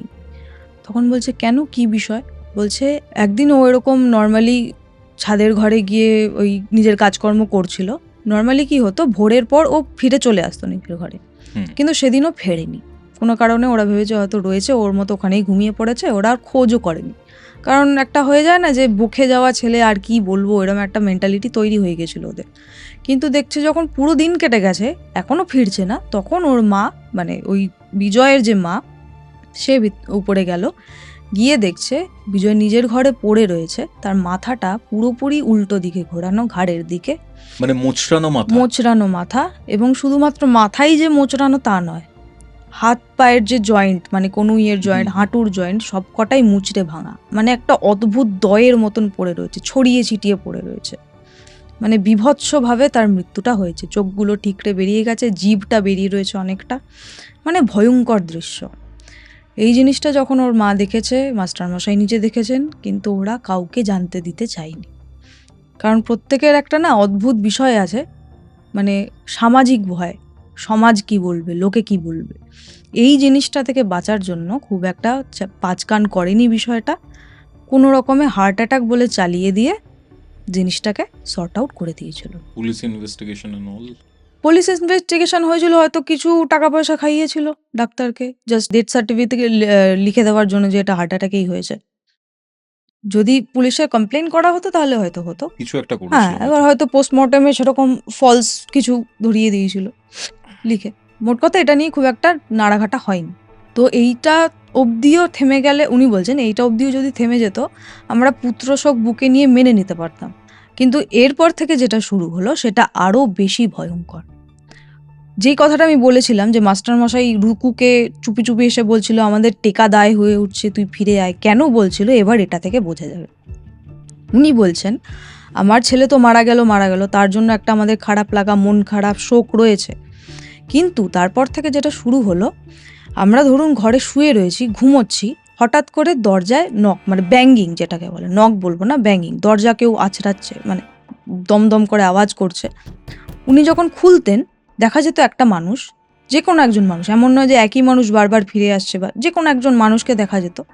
তারা নাকি চিৎকার করে বলতো বিজয়ের নাম করে যে অমুক বিজয় কোথায়, বিজয় কোথায়, ওকে পাঠাও, ওকে পাঠাও। তারপর দেখলো তারা নেই, জাস্ট নেই। জীবিত মানুষ কি ওরা তো? সেটাই তো ওদের সব থেকে বড় কনফিউশন। এমন নয় যে শুধুমাত্র সদর দরজায় এসে নক করছে, দোতলার জানলায় এসে হঠাৎ করে নক করছে, চিৎকার করে কেউ একটা বলছে ও বিজয় কোথায়, বিজয়কে পাঠাও, এরমভাবে কথাবার্তা বলছে। তারপর শুরু হলো ওদের স্বপ্ন দেখা। বাবা এবং মা, মানে মাস্টারমশাই এবং তার স্ত্রী বারবার স্বপ্ন দেখা শুরু করলেন তাদের ছেলেকে, বিজয়কে। সে নাকি মানে কখনো কখনো খুব দুঃখিতভাবে মানে রিকোয়েস্ট করছে এরকমভাবে, কখনো কখনো খুব উদ্ধত হয়ে, মানে যেরকমভাবে ও বাবা মার সাথে আগে কথা বলতো খুব পাওয়ার নিয়ে, উনি বলছে আমার একটা শরীর দরকার, আমার কাজটা শেষ হয়নি, আমার কাজটা শেষ হয়নি, আমি এখানে থাকতে পারছি না, আমি না তোমাদের কাছে ফিরে যেতে পারছি, না অন্য জায়গায় যেতে পারছি, আমি মাঝখানে আটকে রয়েছি, আমার কষ্ট হচ্ছে। এই জিনিসটা বারবার হচ্ছে। এবার একজন সাধারণ শিক্ষক হয়ে, একজন স্বাভাবিক কি বলবো, প্লেনে থেকে এই জিনিসটা বোঝা না চট করে সম্ভব নয়। ইন্টারডাইমেনশনাল ব্যাপার এটা। হ্যাঁ, এই জিনিসটা তো উনি বুঝতে পারছেন না। উনি একজন সাধারণ মানুষ, শিক্ষকতা করে তিনি সংসার চালান, তিনি এসব কি করে বুঝবেন? এক সময় তিনি মানে এমন তার ব্যাপারগুলো হওয়া শুরু করলো, তিনি আর সহ্য করতে পারছেন না। একদিন উনি নাকি বলেছেন, তোর কি চাই তুই ঠিক করে বল, আমি বুঝতে পারছি না, মানে ছেলের উদ্দেশ্যে বলেছিলেন। তখন নাকি সেই দিন উনি স্বপ্নেই দেখছেন ওনার ছেলে এসে বলছে আমার একটা শরীর চাই, এমন একটা মানুষের শরীর যার মধ্যে কোনো পাপ নেই, একটা খালি শরীর চাই, সেখানে আমি থাকতে চাই, থেকে আমার যে কাজটা বাকি রয়েছে, যে কাজটা আমি শেষ করতে পারিনি, সে কাজটা আমি শেষ করব, তবেই আমার মুক্তি হবে, এবং আমি এই যে একটা না এসপার না ওসপারের জায়গায় ফেসে রয়েছি, এই জিনিসটা থেকে আমি মুক্তি পাবো। মাঝখানে ফেসে রয়েছি, কারণ এখানে যারা রয়েছে, ও বলছিল এখানে যারা রয়েছে তারা আমাকে খুব কষ্ট দিচ্ছে। এবার এই যে কথাটা, এই কথাটাও বারবার মা বাবা স্বপ্নে এসে বলতো, কখনো খুব কেঁদে কেটে বলতো, কখনো খুব চেঁচামেচি করে বলতো, এবং মা বাবা হিসাবে এটাকে সহ্য করা খুব কঠিন। ঠিক আছে, এবার ওদের বাড়িতে আর কি হতো এটা একটু বলি। এই যে দরজায় ব্যাঙিং হতো, মাঝে মাঝে কি হতো, পুরো ঘরের দরজা এবং জানলা, একটা বড় বাড়ির কতগুলো দরজা জানলা থাকতে পারে, অনেকগুলো, মিনিমাম ধরলাম 10টা দরজা এবং জানলা মিলিয়ে সব কটাতে একসাথে ব্যাঙিং হচ্ছে চারিদিক থেকে, আর মনে হচ্ছে কারা যেন চিৎকার করে ঘুরে ঘুরে বেড়াচ্ছে, মানে সেই হাহাকার করার মতন ঘুরে ঘুরে বেড়াচ্ছে, আর বলছে আমাদেরকে ফিরিয়ে দাও, এই ধরনের কথাবার্তা বলছে। এরকম ভয়ঙ্কর অবস্থা ওদের হতে রইল। এবার তখন মানে উনি তো বুঝতে পারছেন না যে কি করা উচিত। তখন নাকি ওই স্বপ্নের মধ্যেই ছেলেটি ওই মাস্টারমশাইকে বলে যে এক কাজ করো, আমার ঘরে যেখানে আমি কাজ করতাম সেখানে যেই মূর্তিটা আঁকা রয়েছে, যে একটা অদ্ভুত জিনিস আঁকা রয়েছে দেওয়ালের সামনে, সেইখানে একটা মানে বাটিতে বা থালাতে কিছু খাবার রাখো, এবং এটাই প্রেফারেবল হবে, খাবারের রঙটা যেন সাদা হবে, এবং একটা পাত্রে মদ রাখো, আর একটা পাত্রে যে কোনো প্রাণীর রক্ত রাখো। সেটা উনি রেখেছেন, বলছে এটা সারা রাত রেখে দাও, তারপরে সেই যে খাবারটা রয়েছে সেইটার মধ্যে পরের দিন মদ থেকে একটুখানি নিয়ে ছিটে দেবে, রক্ত থেকে নিয়ে আঙুলে করে একটু ছিটে দেবে, সেই যে খাবারটা যেটা ওখানে সারা রাত রয়েছে ওটা এমন একটা কাউকে খাইয়ে দাও যার মধ্যে কোনো পাপ নেই, যে জীবনে কখনো কোনো পাপ করেনি। এবার ওর মাস্টার মশাই যে তিনি অনেক ভেবেছেন এমন মানুষ কোথায় পাওয়া যায়, আর হ্যাঁ বলেছিল এমন একজন মানুষের এরকম খোঁজ করবে যা কিনা প্রাপ্তবয়স্ক, অথচ যার মধ্যে কোনো পাপ নেই। নিষ্পাপ মানুষ হিসেবে প্রথমেই আমাদের মাথায় কি আসে, শিশু, কিন্তু বাচ্চা হলে চলবে না, প্রাপ্তবয়স্ক হতে হবে। তো মাস্টার মশাই অনেক ভাবলেন, এবং তার মাথায় প্রথম যে নামটা এলো এবং একমাত্র যে নামটা এলো সেটা হচ্ছে রুকু, যে কিনা একজন স্পেশাল চাইল্ড, যে বাচ্চাদেরই মতো, যদিও সে একজন প্রাপ্তবয়স্ক মানুষ, 18 বছরের বেশি হয়ে গেছে তার, সে একজন যুবক, তথাপি তার মধ্যে কোনো পাপ নেই, সে জীবনে কোনো খারাপ কাজ করেনি, কারো অনিষ্ট চায়নি, সুতরাং সে একজন খুব ইনোসেন্ট, একজন ভালো মানুষ, শুদ্ধ মানুষ। সেই কারণে উনি কি করেছেন, ওইরকমভাবেই যেরকম নির্দেশ দিয়ে দিয়েছিল সেরকমভাবে সন্দেশটা পকেটে বা ব্যাগে নিয়ে উনি বেরিয়েছিলেন রুকুদের বাড়িতে যাওয়ার উদ্দেশ্যেই, এবং আনফর্চুনেটলি রাস্তাতেই ওদের সাথে দেখা হয়ে যায়, এবং রুকুকে তিনি ওই সন্দেশটা দেন, প্রসাদ হিসাবে দেন। রুকু অ্যাজ আ ইনোসেন্ট চাইল্ড, আমি বাচ্চাই বলবো, সে জিনিসটা খেয়ে নেয় এবং তারপর থেকেই ওর মধ্যে ওই চেঞ্জেসগুলো শুরু হয়।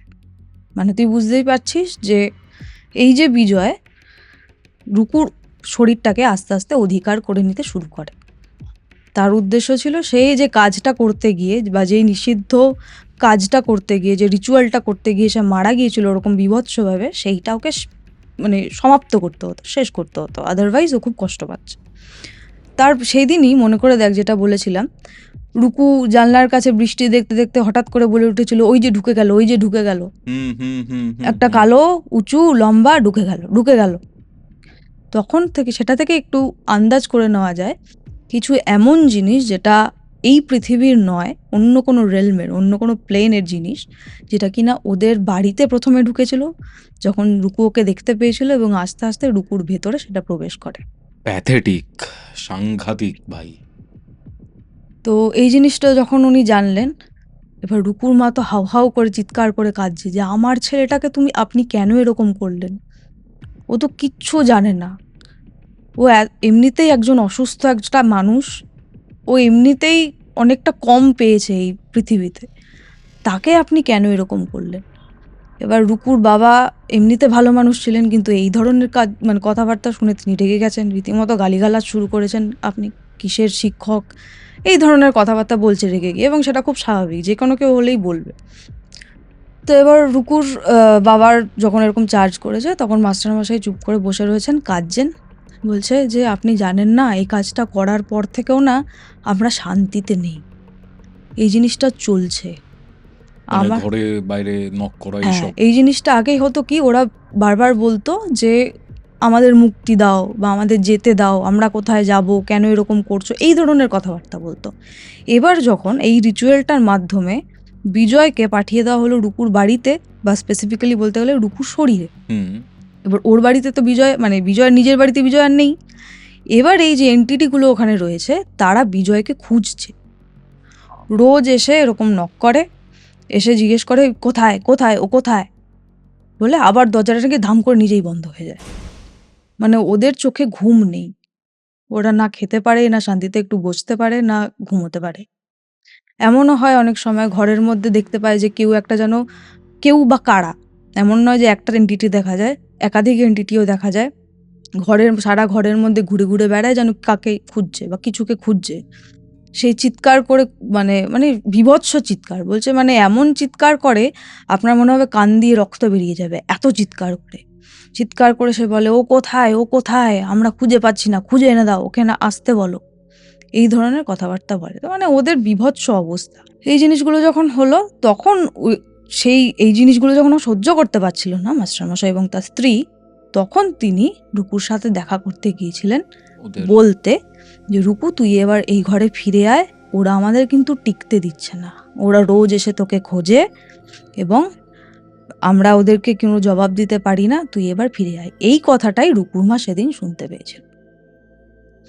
এইটা যখন বলল, রুকু বলছে এবার তাহলে আমাকে এইখানে থাকতে হবে, কিছুদিন এখানে থাকতে হবে, এখানে যারা আসে ওদেরকে ঠান্ডা করতে হবে, ওদেরকে ফেরত পাঠাতে হবে, এই ধরনের কথাবার্তা বলেছে। তো রুকু থেকেছিল ওখানে কিছুদিন বলবো না, একদিন বা দুদিন এরকম থেকেছিল। তারপর থেকে এই যে ব্যাপারগুলো, রুকুকে যারা খুঁজতে আসতো বা এসে ফিরে যেত, চিৎকার করতো, এই জিনিসগুলো না কমে গেল।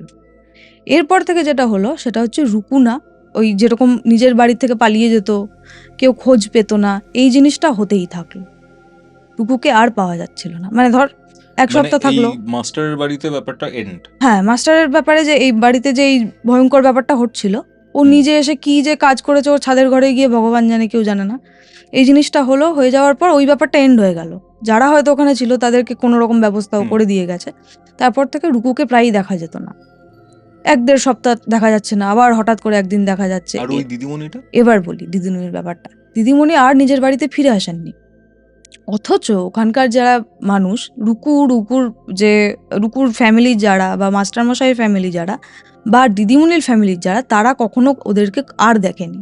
রুকু মাঝে মাঝে আসতো, দেখা যেত, আবার চলে যেত, বাট বিশেষ করে দিদিমণির যে ফ্যামিলির লোকজনরা, তারা আর দিদিমণিকে দেখেননি। বাট পাড়ার লোক বা ওই এলাকার লোকজন মাঝে মাঝে দেখতে পেত এই ধর জঙ্গল এলাকা যেখানে যেখানে খুব ফাঁকা জায়গা, ওই সব জায়গায় দেখা যেত যে রুকু এবং সেই দিদিমণি পাশাপাশি হেঁটে হেঁটে কোথাও একটা যাচ্ছে, দুজনের গায়ে কোনো রকম কাপড় নেই এবং অদ্ভুত টাইপের কিছু একটা জিনিস দিয়ে তৈরি মালা তারা পরে রয়েছে এবং সেই উন্মাদিনী আর উন্মাদের মতন তারা ঘুরে ঘুরে ঘুরে ঘুরে বেড়াচ্ছে।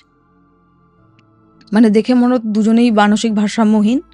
তারা রাত্রিবেলা জঙ্গলের মধ্যে দিয়ে ঘুরে ঘুরে বেড়ায় এবং ওইখানকার জঙ্গলে না খুব রিস্কি ঘোরা। কোনো সাধারণ মানুষ রাত্রে মানে সন্ধ্যের পর তো যায় না, কারণ ওখানে হাতির খুব উৎপাত। পাইথন, হাতি, অনেক হ্যাঁ, কিছু। পাইথন আছে, হাতি আছে এবং মাঝে মাঝে লেপার্ডও হানা দেয়। গ্রামে লেপার্ড আসে, কুকুর তুলে নিয়ে যায়।